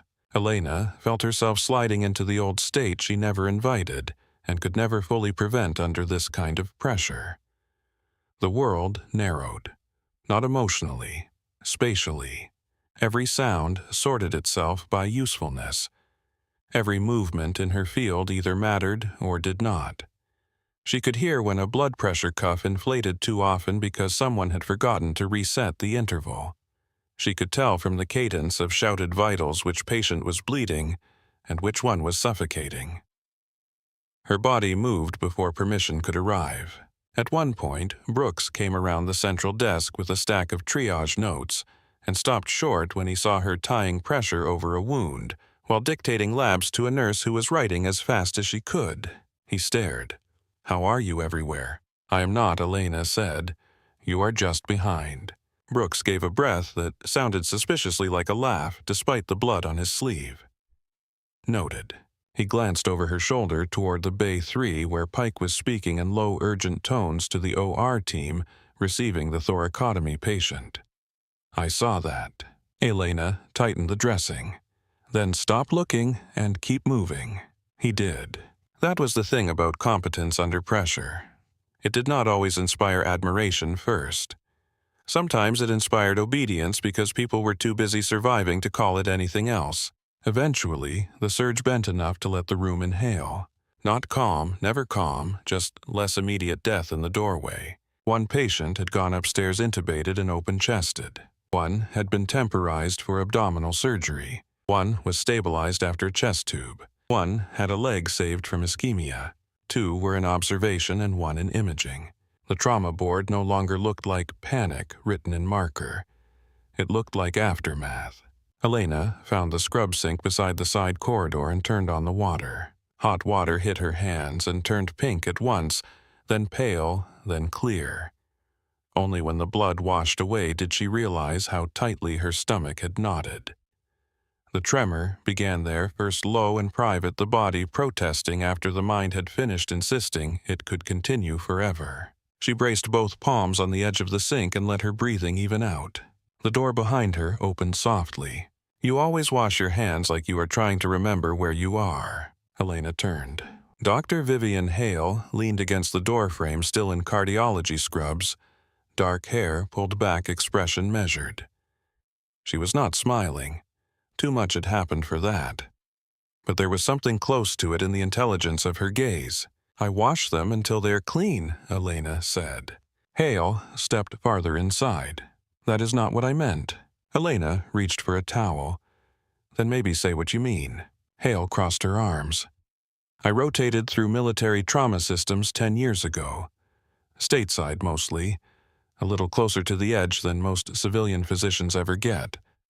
I saw surgeons come back from deployment and try to function inside hospitals built for slower catastrophe." Elena dried one hand, then the other. "They moved like you." She set the towel aside. "A lot of people move quickly. Not that quickly." Hale's voice stayed calm. "Not with that kind of economy. Not in a room where everyone else is still deciding whether the rules apply." Elena looked past her into the corridor where 2 nurses pushed an empty gurney toward environmental services, and Brooks argued softly with pharmacy over missing medication. Life had resumed its shape just enough to feel unreal. "It was necessary," she said. Hale gave one small nod. "That is also not what I am asking." Elena's jaw tightened. "Then ask it." Hale held her gaze. "Where did you learn to open a chest in an emergency bay without hesitating?" Silence sat between them for a moment, full of fluorescent hum and distant wheels, and the sound of water still dripping from Elena's fingers into the basin. "On the job," Elena said. Hale's expression changed so slightly another person might have missed it. Not disbelief. Recognition. "Not in this job." Elena said nothing. Hale lowered her voice. "You do not have to tell me details. But I know what battlefield medicine looks like when it survives the battlefield." The word battlefield moved through Elena's chest like a hand over old scar tissue. Not enough to make her flinch. Enough to make the room feel smaller. "I am here to work," she said. "And I am telling you that people who work the way you just worked are rarely just here." Hale stepped closer, not enough to crowd her. "If your file is sealed, there is a reason. If your hands move like that, there is a cost." Elena turned back to the sink and twisted the faucet off more tightly than necessary. "I appreciate the concern." That was not concern. Elena looked at her again. "That was recognition," Hale said. "Concern comes after." For the first time since the surge began, Elena almost smiled. Not because the conversation was easy, because Vivian Hale was one of the few people in the building who had asked a dangerous question without trying to use it like a weapon. The moment broke when a voice cut through the corridor. "Ward." Mercer stood at the far end of the hall. No coat, now scrub cap, half off fatigue, finally visible in the set of his shoulders. There was blood on one sleeve and none of it looked like his. He watched Elena with an expression stripped of all the earlier performance. The humiliation scene in pre-op belonged to a different day now, though not a forgotten one. "My office." Hale's eyes flicked from Mercer to Elena. "You are not done with each other." "No," Elena said, apparently not. Mercer turned and walked away without checking whether she followed. His office felt colder than before, or perhaps Elena's body had simply come down enough from adrenaline to notice. This time, Mercer did not go behind the desk immediately. He remained standing near the window, one hand braced against the frame, looking out at the side lot where ambulances sat with rear doors open and damp streaks across the pavement. He closed the door when Elena entered. For several seconds he said nothing. Then he walked to the desk and picked up a tablet. He turned it toward her. A paused security feed showed Bay 3 from above. The image was grayscale and sterile in a way the lived moment had not been. Bodies moving fast. A patient on the bed. Elena entering the frame. I watched it, Mercer said. Elena did not ask what he meant. The tablet made that clear. There are cameras in every trauma bay. In a military hospital, she said that seems predictable. He ignored the comment, or chose not to react to it. I have been a surgeon a long time. Long enough to know the difference between a person improvising under pressure and a person who has done the same impossible thing before. He set the tablet down. You did not improvise. Elena kept her face still. Mercer stepped around the desk. You took control of Pike's room inside 10 seconds because you saw he was freezing before he did. You knew when the needle would not be enough. You asked for a thoracotomy tray in an emergency bay like you expected one to exist, because there are places where those things do exist, and you have worked in them. His voice had lowered. No anger now, just sharpness. Who are you? Elena looked at the spotless desk for a second, then back at him. A surgeon. He let out a dry breath. That answer is getting old. It is still accurate. Mercer's gaze dropped briefly to her hands. Clean now, steady. Do you know what worried me most? No, you did not hesitate. He looked up again. Not once. Elena felt the old irritation touch her. Would you rather I had? I would rather know whether your instincts come from training or damage. There it was again. Not quite accusation, not quite concern. The blunt suspicion that trauma sharpened people at a cost and that cost might bleed into the patients around them. Elena held his eyes. I saved people today. You did. And that worries you. Mercer's face tightened, yes. That answer was honest enough to catch her off guard. He stepped closer. Because I do not know whether you are the best surgeon I have seen in a trauma room in 10 years, or a classified liability someone dropped into my department without warning. Elena looked away first to the challenge coins on the shelf to the framed commendations to everything in this office that spoke of ordered achievement. Then she looked back. In the places I learned to work, she said the system was a folding table and a flashlight. The sentence left the room altered. Mercer did not speak immediately. Some part of him had already suspected it. Hearing it said aloud was different. It moved the problem out of the realm of arrogance and into something far more difficult to classify. You have seen combat. Elena's expression gave him nothing. I have seen trauma. His mouth opened then closed. The office phone rang. Mercer did not hide his frustration this time. He snatched it up. What? He listened. His posture changed. Now, a pause. Yes, sir. Another. I understand. He lowered the phone slowly after the line went dead. Elena watched him. Another casualty. No. Mercer's voice came out flatter than before. Administration. He looked at her with a new kind of attention, one that carried less anger and more inevitability. Colonel Marcus Vale is in the building. The name landed in the room and stayed there, Mercer continued. He is conducting an inspection and wants personnel files reviewed. All of them. Elena did not move. Mercer's eyes held hers, including yours. Outside the office, the hospital had resumed its strained, brittle rhythm. Gurneys rolling, phones ringing. Voices lowered in the aftermath of adrenaline.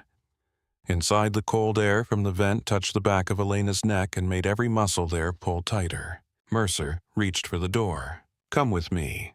Elena followed him into the corridor. The scent of antiseptic and stale coffee meeting them again as they walked toward the administrative side of the building where records lived, where rank had a voice, and where some names never stayed hidden for long. The administrative wing of Fort Liberty felt like a different country from the trauma floor. The air was cooler, the hallways quieter. Doors carried brushed metal nameplates instead of room numbers scribbled on dry erase boards. Framed mission statements lined the walls beside photographs of ceremonies, ribbon cuttings, handshakes, medals, and smiling men in dress uniforms who looked as though crisis belonged neatly in reports once the cameras were gone. Even the lighting seemed less brutal here, softened by frosted panels that tried and failed to make bureaucracy feel humane. Mercer walked half a step ahead of Elena, fast enough to discourage questions, not fast enough to suggest panic. Staff stepped aside when they saw him. A few looked from his face to Elena's blood-marked scrubs, and then away with that careful expression hospital people wore when they suspected a story was unfolding and knew better than to ask for it out loud. At the end of the corridor outside the main conference room, 2 department heads stood with folders tucked under their arms, shoulders squared in that particular military way that blended readiness with dread. They straightened when Mercer approached. "Doctor." Mercer gave them a nod that did not slow his stride. He pushed open the conference room door and entered. The room smelled faintly of copier toner, stale coffee, and polished wood. A long rectangular table dominated the center. Water pitchers sat untouched beside notepads stamped with the hospital crest. Chairs had been arranged in exact lines, the kind of room where people practiced confidence before walking in. Several senior staff were already seated. Surgery, anesthesia, internal medicine, logistics. A legal officer Elena had not seen before sat near the far wall, expression blank enough to qualify as dangerous. At the head of the table stood Colonel Marcus Vale. He wore dress uniform with the ease of a man who had stopped noticing its weight years ago. The eagle on his shoulder caught the light in one hard silver glint. His ribbons did not look ceremonial. They looked earned in places where the difference mattered. He was not a large man, yet the room bent toward him all the same. Some people commanded by force of voice. Marcus Vale commanded by subtraction. He removed excuses from the air simply by standing in it. His gaze moved first to Mercer. "Dr. Mercer." "Colonel." Vale nodded once. Then his eyes shifted to Elena.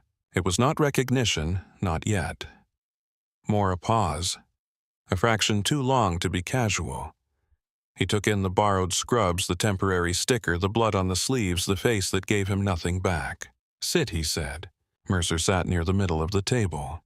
Elena took the last open chair at the back, rather than the front, close enough to hear far enough to avoid becoming a visible participant unless forced.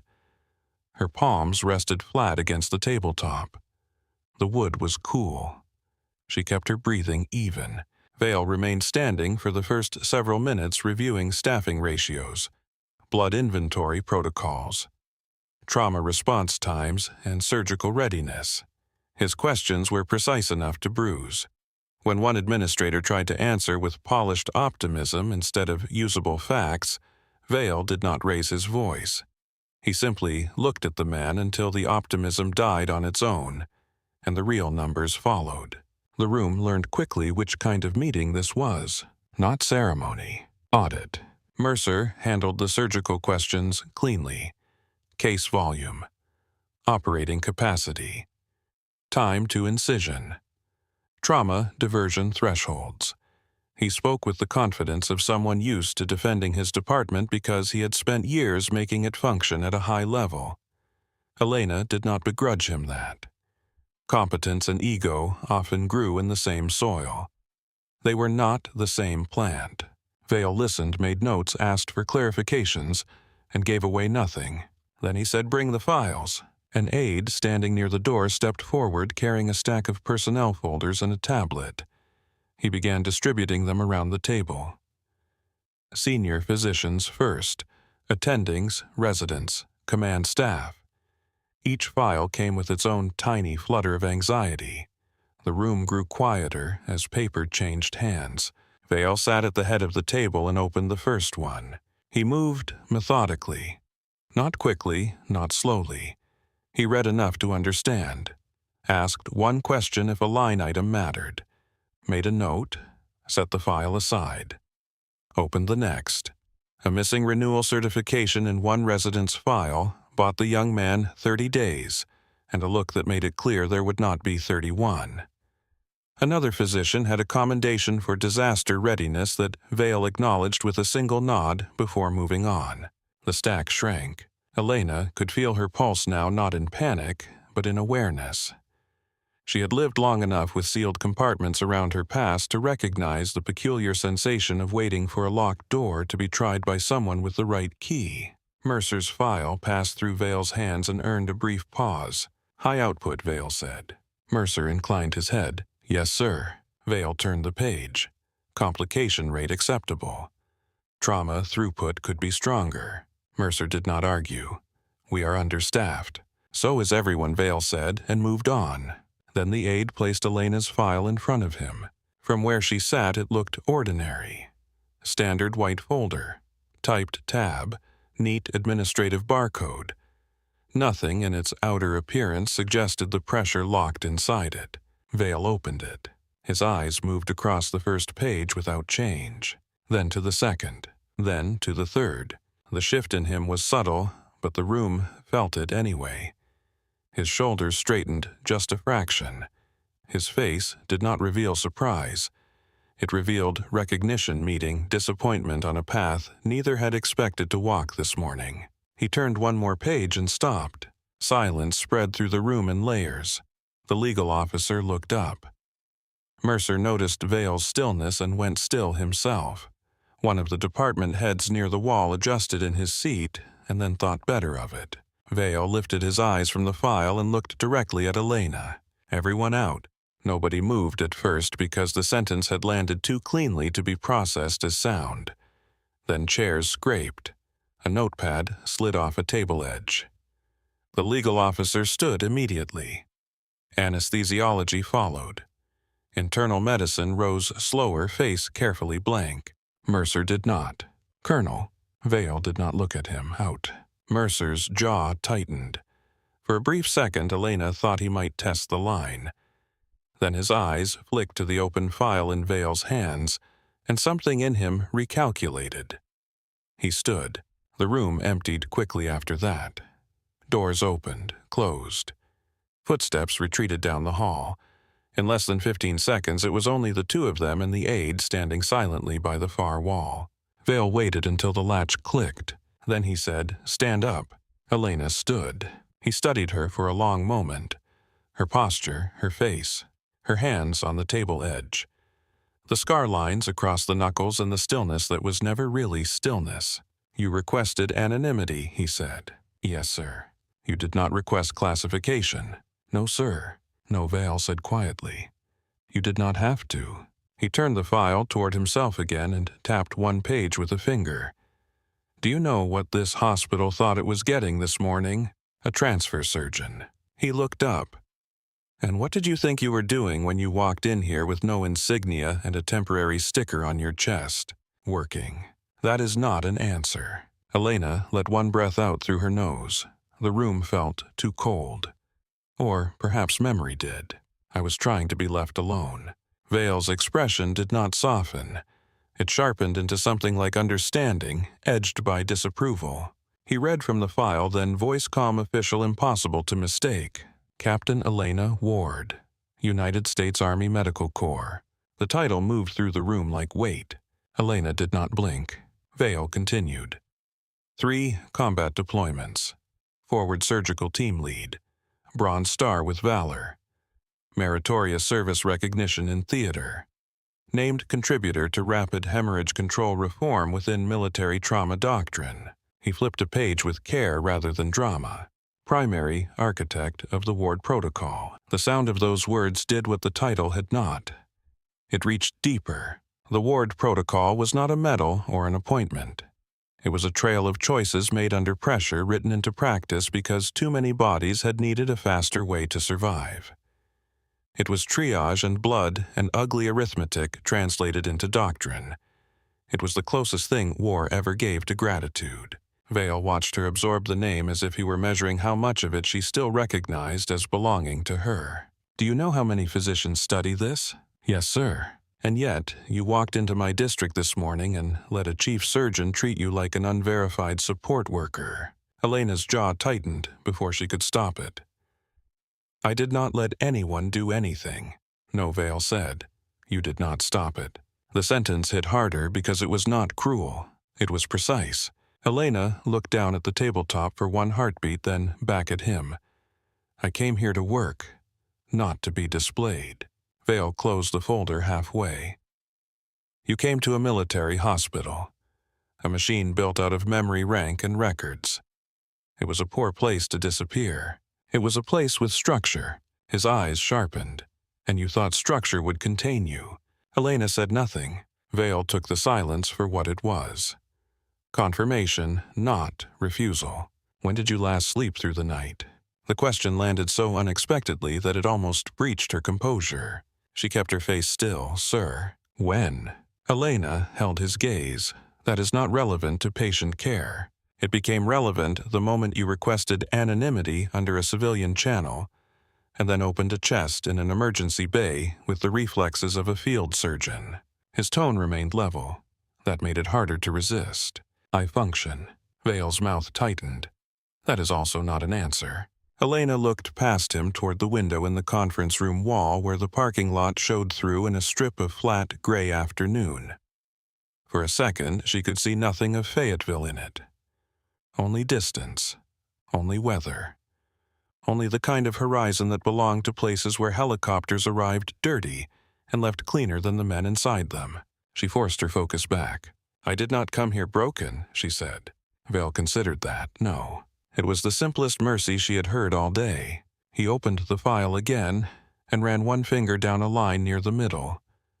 Your request reads voluntary reassignment under reduced visibility status. That phrase should not exist, and yet someone made room for it. Elena looked at the page without seeing the words themselves. She remembered writing the request in a room where the air conditioner rattled, and a major with tired eyes had refused to ask the questions he was probably ordered not to ask. I needed the noise to stop. Vale's gaze lifted from the file. Did it? She let the silence answer for her. He leaned back slightly in his chair. I have seen officers come home and mistake invisibility for healing. The statement held no performance in it. No command voice. Just facts spoken by someone who had paid for it personally at least once. Elena's eyes flicked to the ribbons on his chest and then back to his face. Vale saw the look and said, Do not romanticize command. It only means you stayed standing longer than some others. That almost sounded like bitterness, but not quite. He closed the file fully this time and rested his palm on it. You have two problems.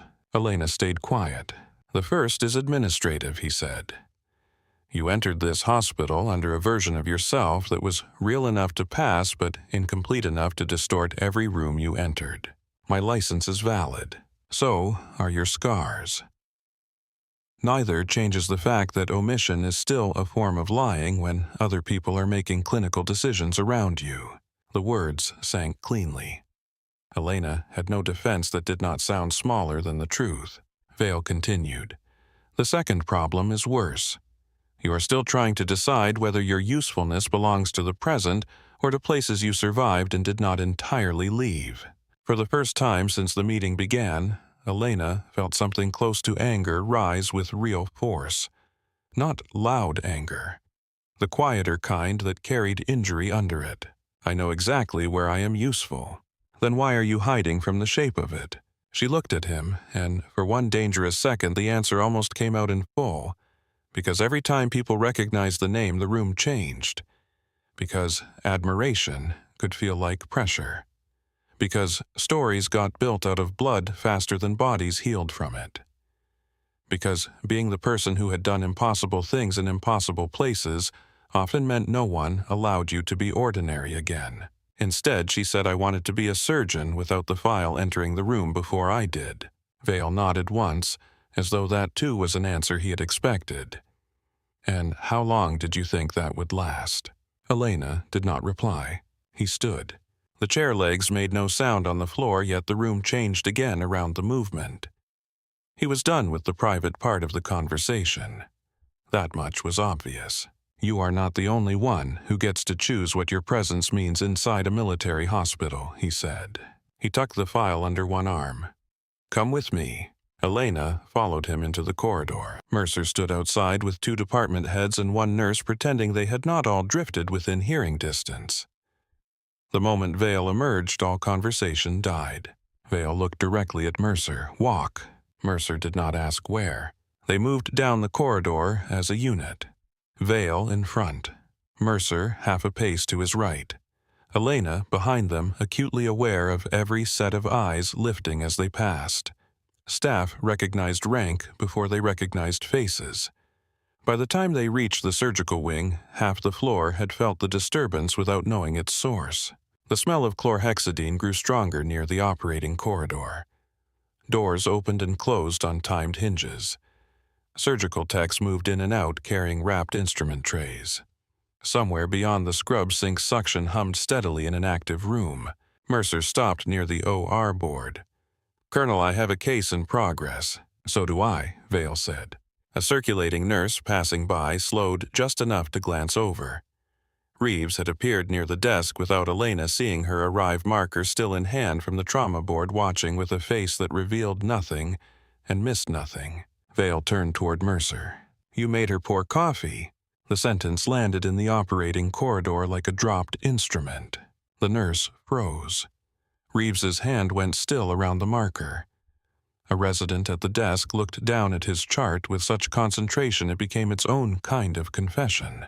Mercer's face tightened. "Sir, she disrupted my board before credentials were verified. She identified a life-threatening arrhythmia your team missed." Mercer's jaw flexed once. She challenged a surgical decision in front of staff and patient. Vale did not raise his voice. "She prevented your patient from dying under anesthesia." The words moved through the hall and settled there. Mercer's eyes flicked once toward Elena, and then away again, as if looking at her too directly in this moment would concede more than he was ready to hand over. "I did not have her background," No Vale said. "You did not have the judgment to ask why a physician with her instincts had arrived under reduced visibility. Instead, you assigned her to coffee service." There was no drama in the way he said it. That made it worse. Public rebuke was one thing. Precise public rebuke in front of the people Mercer led was another. The resident at the desk stopped pretending to write. Mercer kept his shoulders square. To his credit, he did not retreat into excuses. "I acted on the information I had." Vale considered him for a beat. "Then consider this corrective information. Captain Elena Ward served as a forward surgical team lead in combat theaters. She developed trauma doctrine your hospital benefits from, whether you know it or not. The fact that she arrived here under administrative concealment does not reduce what she can do in a room where people are bleeding." The title rippled through the corridor. Reeves closed her eyes once briefly, as if confirming a suspicion she had resented being right about. The nurse near the door looked openly at Elena now. Not with gossip. With recalibration. Mercer said nothing. Vale held his gaze a moment longer. "This hospital does not waste its best trauma asset on punishment rituals because someone's authority was inconvenienced before breakfast." Mercer's throat moved once. When he answered, the words cost him. "Yes, sir." Vale turned to Elena, then not as a superior making theater of recognition, but as a commander putting an institutional line back where it belonged. "Dr. Ward." "Yes, sir. You will be treated as a surgeon from this moment forward." Elena inclined her head once, nothing more. The overhead speaker called for transport to OR2, and the ordinary machinery of the hospital lurched back into motion. A tech pushed through with a case cart. The nurse resumed walking. Somewhere behind the double doors an alarm silenced. Mercer looked at Vale. "Sir, with respect, we need to discuss where this leaves command structure and trauma." "We will," Vale said. Before the conversation could continue, a nurse hurried down the hall toward them, breathing fast from speed rather than panic. "Dr. Mercer incoming from the emergency department. M via rollover, internal bleed, suspected pressure unstable. They are bringing him to trauma now." Mercer's whole posture changed. Whatever had just happened in the corridor, patients still arrived on time, even when dignity did not. He nodded. "I am coming." Vale stepped aside without moving far. Then do your job. Mercer turned sharply and headed back toward the trauma elevators. Staff peeled away after him with practiced instinct. Elena remained where she was for 1 second longer, watching the hall empty, feeling the strange weight of being fully visible in a place where she had come to disappear. It was not relief, not yet, more like standing under brighter light than she had asked for. Reeves approached first. "I knew you were not ordinary," she said quietly. Elena looked at the temporary sticker still clinging to her scrub top. That word covers a lot of ground. Reeves's gaze dropped to the sticker, then to the blood on Elena's sleeves. Captain. The title came out carefully, not out of deference, but because Reeves was testing how it fit. "Doctor is fine," Elena said. A faint line appeared near Reeves's mouth. The beginning of understanding, maybe even respect. "You could have told someone." "Yes, and you did not." "No?" Reeves studied her for a moment, then gave a small nod that accepted both the answer and the limits around it. "Trauma bay is moving. They will need hands." Elena glanced down the corridor toward the elevators. "They usually do." Reeves took a step back, then stopped. "For what it is worth, when he told you to handle the coffee, I wanted to throw the urn at him." That pulled the smallest exhale from Elena that might have become a laugh in another life. "Noted." Reeves walked away before the exchange could become softer than either of them wanted. Vale remained by the OR board file still in hand. When the corridor had thinned enough to leave them a pocket of relative privacy, he said, "I did not read all of it aloud." Elena looked at him. "Thank you." His expression did not change. "Do not mistake discretion for indulgence." "I do not." He nodded once. "Good." For a brief silence, the hospital breathed around them. Doors hissed open. Shoes moved over polished floors. Somewhere a child cried in pediatrics far down another corridor, a normal sound in an abnormal place. Vale looked at the temporary sticker on Elena's chest, and then at the OR board, where names and times glowed in digital blocks. "Anonymity is gone now." "Yes, sir." "You can be angry about that." The sentence caught her off guard because it was not permission she needed, and yet hearing it loosened something anyway. "I am not sure anger covers it." "No," Vale said. "Probably not." He glanced toward the trauma elevators where orderlies were already preparing the path for the next incoming casualty. This is the point where officers usually make one of two mistakes. They either run harder into visibility because the room is finally watching, or they retreat and call it dignity. Elena said nothing. Vale looked at her directly. "Do neither." A second later, the elevator doors opened at the far end of the hall, and voices rose from the trauma corridor. Another patient arriving. Another body asking the building to decide what it could still save. Vale tucked the file under his arm again. "Come with me." They walked back toward the emergency department. This time, the staff did not pretend not to stare. Recognition had outrun courtesy. Nurses looked up from carts. Residents paused mid-conversation. A respiratory therapist carrying a vent circuit glanced at Elena, and then glanced again, trying to reconcile the woman in borrowed scrubs with whatever version of the story had already outrun them through the halls. Elena kept her eyes forward. The trauma doors opened on a fresh burst of motion. A new casualty had just arrived. Male, early 20s, uniform cut away down the center. Blood blooming dark under abdominal dressings. The bed was already moving toward Bay 2 with Mercer at the head and Brooks calling out numbers from the monitor. "Pressure 74 over palpable," Brooks said. "Heart rate 148. "Get me ultrasound," Mercer snapped. "Type and cross. 2 large bore lines if he doesn't have them. Call anesthesia to the bay." Elena stepped into the room, and the staff made space for her without thinking about it. That was the difference now. No one asked where she belonged. They asked what she saw. The patient's skin had the waxy cast of internal blood loss. His abdomen was growing tighter under the sheet. One boot was missing.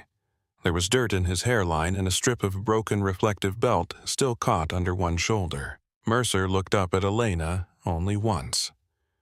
The look said many things, and none of them belonged in language yet.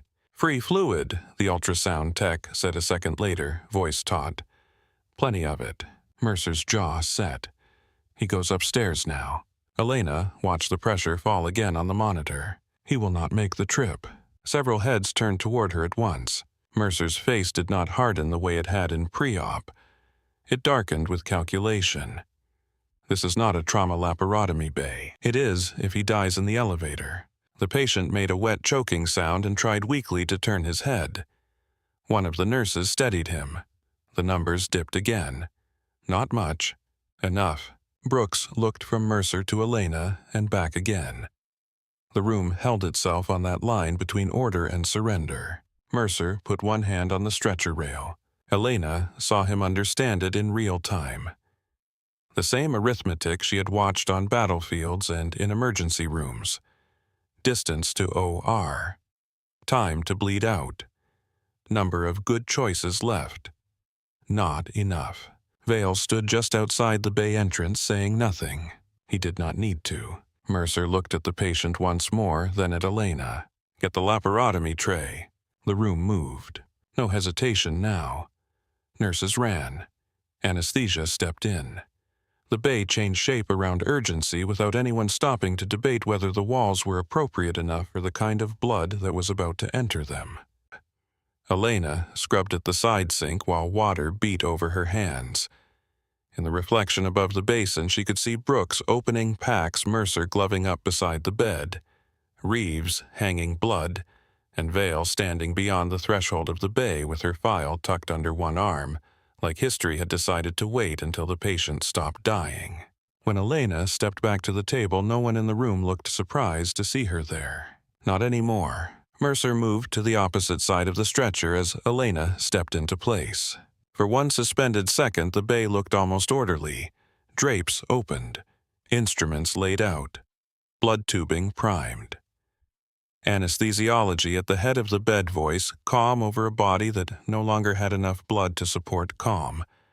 Then the monitor alarm climbed again, thin and urgent, and all the orderly surfaces fell away. Pressure 68, Brooks said. Blood's running, Reeves answered. Not fast enough, Mercer said. The patient's name had arrived with the chart 2 beats late. Specialist Noah Granger, 23 years old. Vehicle rollover on base. Possible splenic injury. Possible bowel injury. Possible more. He was awake just enough to know he was in trouble. His eyes moved under half-lowered lids, trying to fix on someone through pain and diminishing light. Elena, Mercer said, and it was the first time he had used her name without friction in it. You open. I control exposure. No one in the bay missed that either. She took the scalpel from the tray. The first incision was clean and fast.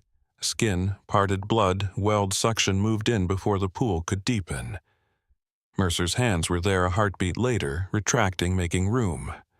The smell of iron rose at once, hotter and heavier than the antiseptic could mask. Brooks stood near the foot of the bed, pale but steady now, reading the monitor as if numbers could anchor him. Pressure 58. More blood. Reeves hung another unit with sharp, efficient movements. Elena opened deeper. Warm blood surged into the field. Not theatrical, not explosive. Worse than that. A relentless, dark flooding from where the body had already decided to lose the argument. She packed fast, one side, then the other, controlling enough space to see what mattered. Spleen, she said. Mercer leaned in. I see it. The organ was torn, badly bleeding into the abdomen with the stupid generosity of vascular tissue. Mercer's gloved hands moved to assist without a trace of the earlier territorial instinct. He retracted when she needed retraction suctioned, when she needed view-handed clamps before she asked for them. A surgical room became honest very quickly under pressure. It stripped every personality down to whether the hands beside yours helped or delayed. Elena found the tear clamped, packed again, bought the first thin margin of control. Pressure climbing, Brooks said, disbelief leaking into the words. 70. The monitor tone softened by degrees. Noah Granger made a sound in his throat reflex more than consciousness. The anesthesiologist adjusted medication eyes, never leaving the airway. Mercer watched the field, then looked at Elena. Not long, just enough. You were right. It was not an apology. Not yet. It was something more difficult for a man like him. Surrender to the facts in real time. Elena kept working. He still dies if we waste the next minute. Mercer nodded once, then do not. They moved in compressed synchronicity after that. Temporary control first. Elegance later. There was no room for the kind of surgery people admired in journals or conferences. This was survival work. The ugly arithmetic of damage control. Pack clamps stop what could be stopped by enough life to reach definitive care upstairs. The bleeding slowed, then slowed again, then stopped running like a clock against the room. Pressure 82, Brooks said. No one cheered. No one exhaled visibly. Trauma teams did not trust reversals until they had outlived them. Elena secured the packing and temporary closure with the speed of somebody who had done exactly this under worse light, worse weather, and worse odds. Mercer checked the field, then checked it again no longer, because he doubted her, but because good surgeons mistrusted relief when relief arrived too fast. When she finally stepped back, Noah Granger remained alive on the table. Alive, unstable, open to the future in the narrowest acceptable way. Mercer looked around the bay. Or now, he said. This time no one argued about transport. The elevator ride would not kill the patient now. The room had bought him enough life to survive the distance. As the bed rolled out, the trauma bay stayed silent for one beat longer than movement required. Staff looked at the blood on the floor. The instruments on the tray, the pressure numbers still glowing above empty space, and then at Elena. There were many kinds of silence in hospitals. This one was not embarrassment, not pity, not disbelief anymore. Recognition. Reeves broke it first by snapping a biohazard bin open with her foot. Turn this room over. The spell broke. The bay exploded back into task. Instruments counted. Blood bags discarded. Floor cleaned. Notes dictated. Life as always resumed because it had no other option. Mercer removed his gloves slowly and dropped them into the bin. The movement looked deliberate enough to hide the fact that his hands had only just started to feel like his again. He did not leave immediately. He looked at the doorway where Noah had disappeared toward the elevator, then at Elena. For the record, he said, voice low enough that only she and Reeves could hear if we had moved him. When I first called it, he would have coded before the OR doors. Elena stripped off one glove and then the other. Yes, Mercer gave a short nod. He accepted the answer as both confirmation and indictment. I know. Reeves looked between them, understanding the weight in that exchange, and choosing not to touch it. Instead, she wiped a streak of blood off the bed rail and said, Colonel wants a staff meeting in 5 minutes. Anyone not actively keeping a body alive is expected in conference. Mercer's mouth tightened. The day had stripped too much from too many people for him to pretend not to know what that meant. He looked at Elena once more, then turned away to sign the transfer orders for Noah's operative admission. Elena went to the scrub sink. The water came on hot. She held her hands under it and watched diluted blood spiral toward the drain. Her shoulders ached now in the slow, heavy way that only emerged after the hands stopped moving. The department beyond the sink sounded different than it had an hour earlier. Less urgent. More stunned. Staff voices had dropped into that post-crisis register where people replayed what had just happened while pretending they were only discussing logistics. She braced one hand on the steel edge and breathed until the tremor in her stomach eased. Footsteps approached, then slowed. It was Brooks. He stood a little off to her left, not crowding his tablet tucked under one arm, eyes tired and far older than they had looked that morning. Blood had dried in 2 dark spots near his cuff. He had either not noticed or no longer cared. I did not know people could do that in an emergency bay, he said. Elena shut off the water. Now you do. Brooks swallowed once. I almost let Caleb Dorsey go to the OR. She dried her hands. You did not. I almost did. Elena looked at him then. Really looked. The youth in him, the competence, the fear beneath it, The way a single day in medicine could divide a life into before and after without asking permission. You stopped when it mattered. Brooks gave a thin, humorless smile. Only after you forced the room to notice. She folded the towel once before setting it aside. That also counts. He nodded, but the guilt did not leave his face. It just settled into a shape he would carry for a while. That, too, was part of becoming a doctor. "Thank you," he said at last. "For what?" "For being louder than the rest of us when it counted." Elena almost answered that she had not been loud at all. Then she thought better of it. There was more than one kind of volume. Brooks stepped back first. 5 minutes, he said. "Reeves will hunt us down if we miss it. She strikes me as capable." He gave a tired laugh and left. When Elena stepped into the corridor outside the trauma bay, staff were already moving toward the conference room in clusters. Some of them looked at her openly now. Some looked away too quickly. Nurses, who had only known her as the transfer with the temporary sticker, were recalculating every interaction they had had with her since dawn. Residents who had laughed in pre-op avoided her eyes unless they were forced to pass too close not to acknowledge her. Others watched her with raw professional curiosity, the kind that bordered on reverence and made her skin feel too tight. The conference room filled faster this time. No one needed to be chased. By the time Elena entered, almost every chair was occupied. Nurses lined the back wall. Residents stood shoulder to shoulder near the door. Reeves remained off to one side with her arms folded. Mercer sat near the front, posture straight, expression carefully neutral.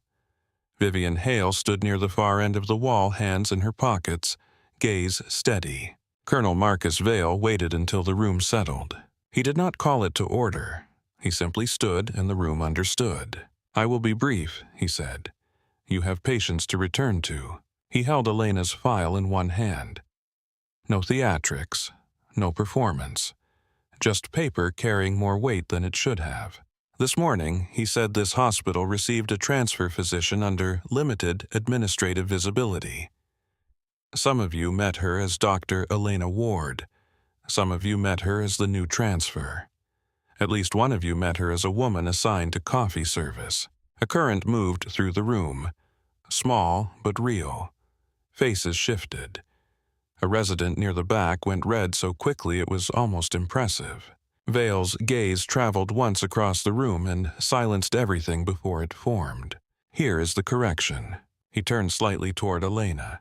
Captain Elena Ward, United States Army Medical Corps, served 3 combat deployments as a forward surgical team lead. She operated in austere environments under fire, under shortage, and under casualty loads. Most hospitals in this country only simulate.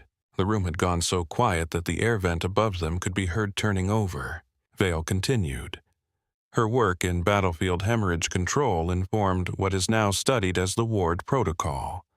Some of you know that name. Some of you should.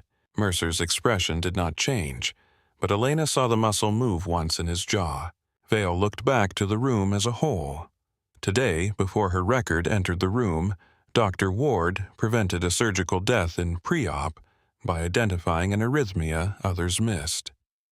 During mass casualty intake, she performed interventions that directly preserved multiple lives, including 2 procedures this hospital would have lost time debating if she had not already been moving. No one spoke. No one needed to. They had all been there for some piece of it. And in hospitals, eyewitnesses carried more weight than legend. Vale let the silence settle. Then he said, "She entered this assignment seeking anonymity. That request was granted at an administrative level and failed at a practical one because skill of that degree does not stay hidden once blood is involved." A few eyes shifted toward Elena, then away again, as if looking too long would be impolite when a private truth was being made public. Vale's voice remained even. "This is not an award ceremony. This is an operational correction." He set the file down on the table in front of him. Effective immediately, Dr. Elena Ward is assigned as Director of Trauma Operations for Fort Liberty Military Medical Center. The room made a sound that was not quite a gasp, and not quite a murmur. More like the collective intake of people reorganizing their understanding of what their institution looked like now. Vale continued before anyone could fill the air with reaction. Dr. Nathan Mercer remains chief of surgery. That mattered. Elena saw the recognition of it move through the attendings first. It preserved structure. It prevented the announcement from feeling like theater or punishment. This was not a public dethroning. It was more difficult than that. It was a redistribution of authority based on expertise the room could no longer deny. Vale looked directly at Mercer. Chief of Surgery is responsible for overall operative command. Director of Trauma Operations is responsible for trauma doctrine, readiness response, damage control standards, and the training necessary to bridge battlefield reality with hospital execution. Mercer held his gaze. To his credit, he did not flinch. This facility treats soldiers, Vale said. It does not have the luxury of pretending the clean operating room is where trauma begins. Then his eyes returned to Elena. Dr. Ward. She stood. Every eye in the room came with her. Do you accept the assignment? That was the first true hesitation of the day. Not because she doubted what she could do, because accepting would make one thing final. The life she had tried to carve out inside obscurity had already ended. Saying yes would mean admitting that out loud to herself as much as to them. She looked down at her hands for 1 second. Hands that had heard Caleb's murmur through noise and fatigue. Hands that had opened a chest in Bay 3 because there was no time to seek permission from a room that was still afraid. Hands that had packed Noah Granger's abdomen and held his life still long enough for the building to catch up. Hands that remembered other bodies and other nights and other places no one in this room needed described.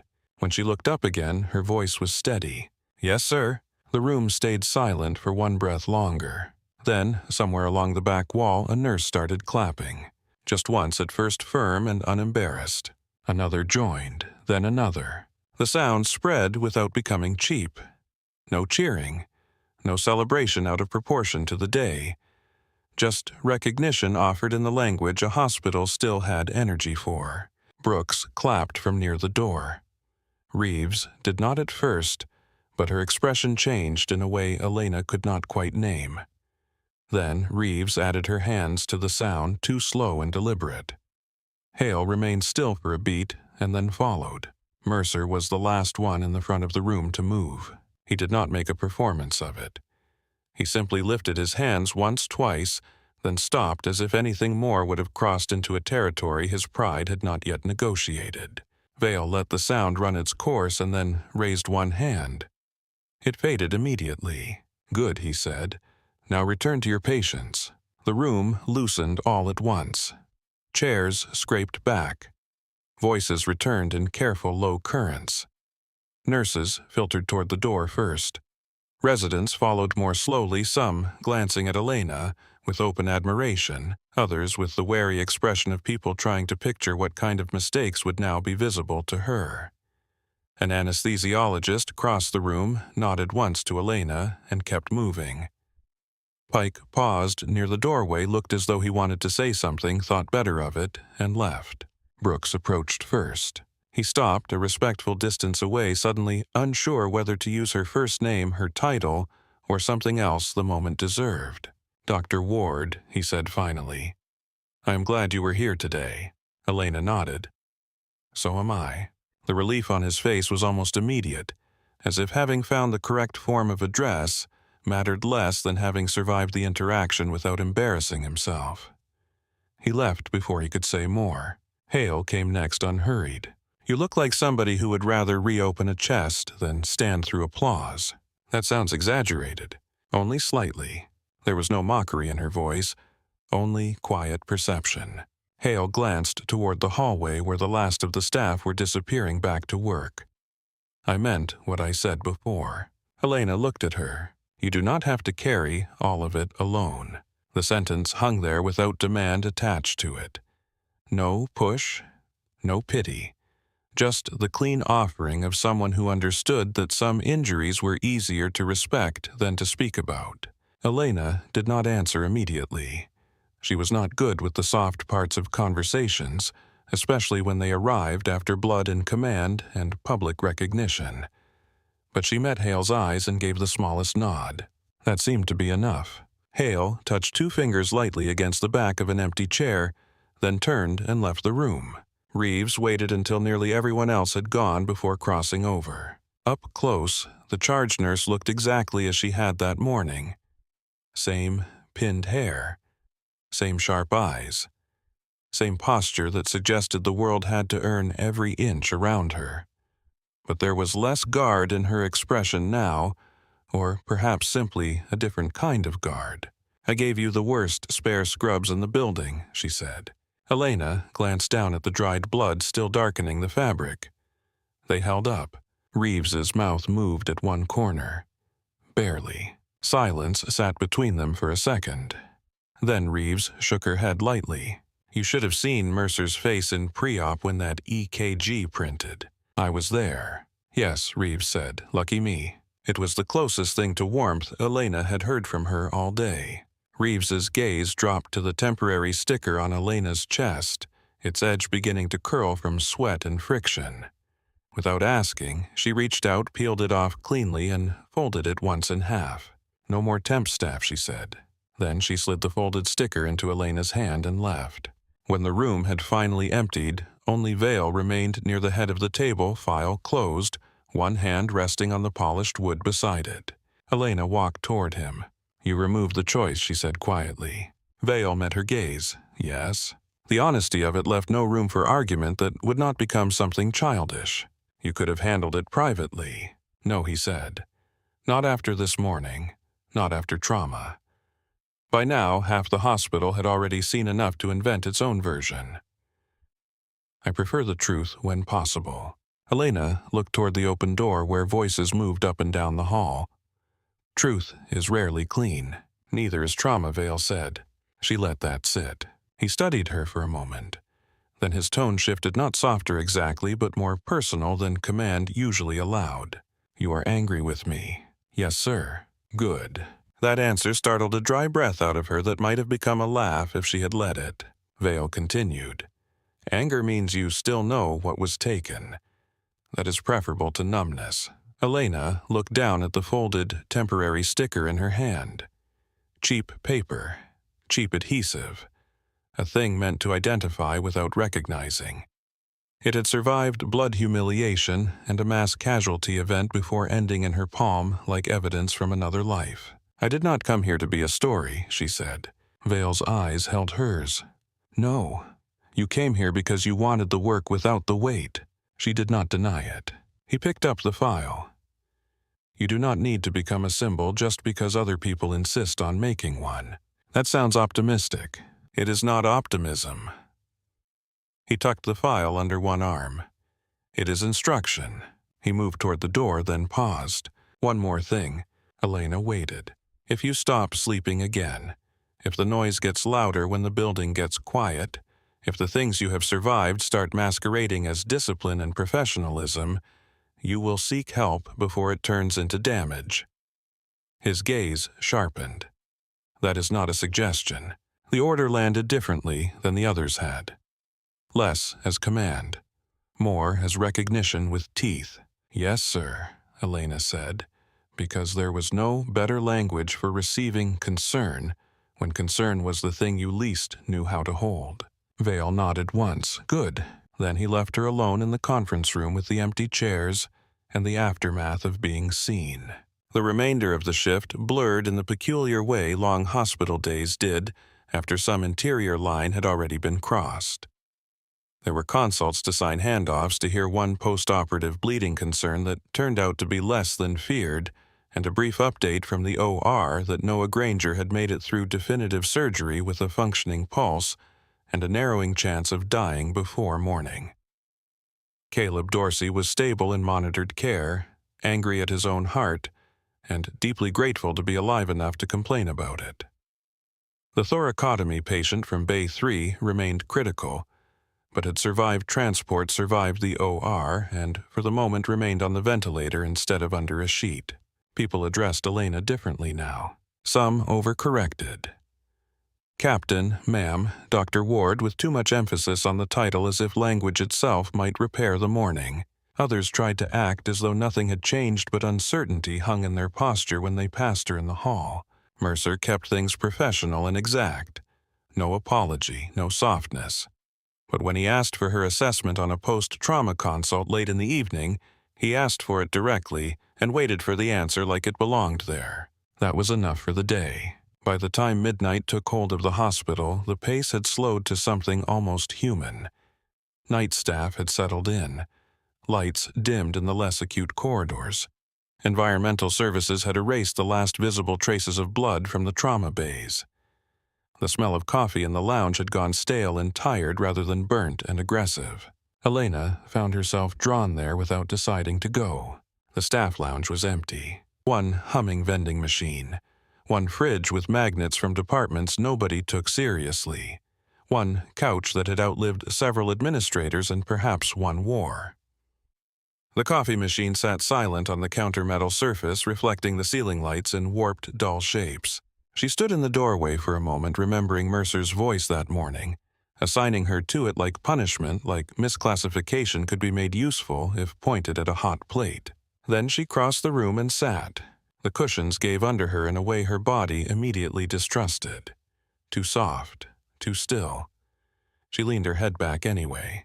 Her phone buzzed once in the pocket of the borrowed scrubs. Unknown number. No name, no rank, just a text. You did not lose your hands. You only lost your hiding place. MV. Elena stared at the screen for a long moment, the glow reflecting faintly in the dark window above the coffee maker. Then she typed back with thumbs that felt heavy for the first time all day. Understood. She set the phone on her chest and let her eyes close. At first, her body did what it always did after too much adrenaline and too much blood. It scanned the quiet for threat. Replayed sounds, the squeal of wheels, the monitor alarms, the soft hiss of trapped air leaving a chest, the wet rush of abdominal bleeding under suction. The sentence in the operating corridor. You made her pour coffee, but the usual slide into older noises did not come. Not tonight. Not the generator hum. Not the canvas roof in heat. Not the shouted coordinates. Not the half-remembered voices of men who had trusted her hands because they had no other choice. The lounge smelled like detergent stale coffee and refrigerator coolant. Nothing more. Somewhere down the hall a monitor beeped at a slow, steady rhythm that belonged to a living patient and a staffed floor. A janitor's cart rolled past once and kept going. A far-off elevator door opened then closed. Elena folded the temporary sticker in her hand once more before setting it on the table beside the couch. Temp staff. The words looked absurd now. She exhaled slowly once then again and felt her shoulders drop by increments. Not safety exactly, something smaller and rarer, a pause without immediate threat attached to it. For the first time in longer than she wanted to measure sleep came before memory had the chance to object.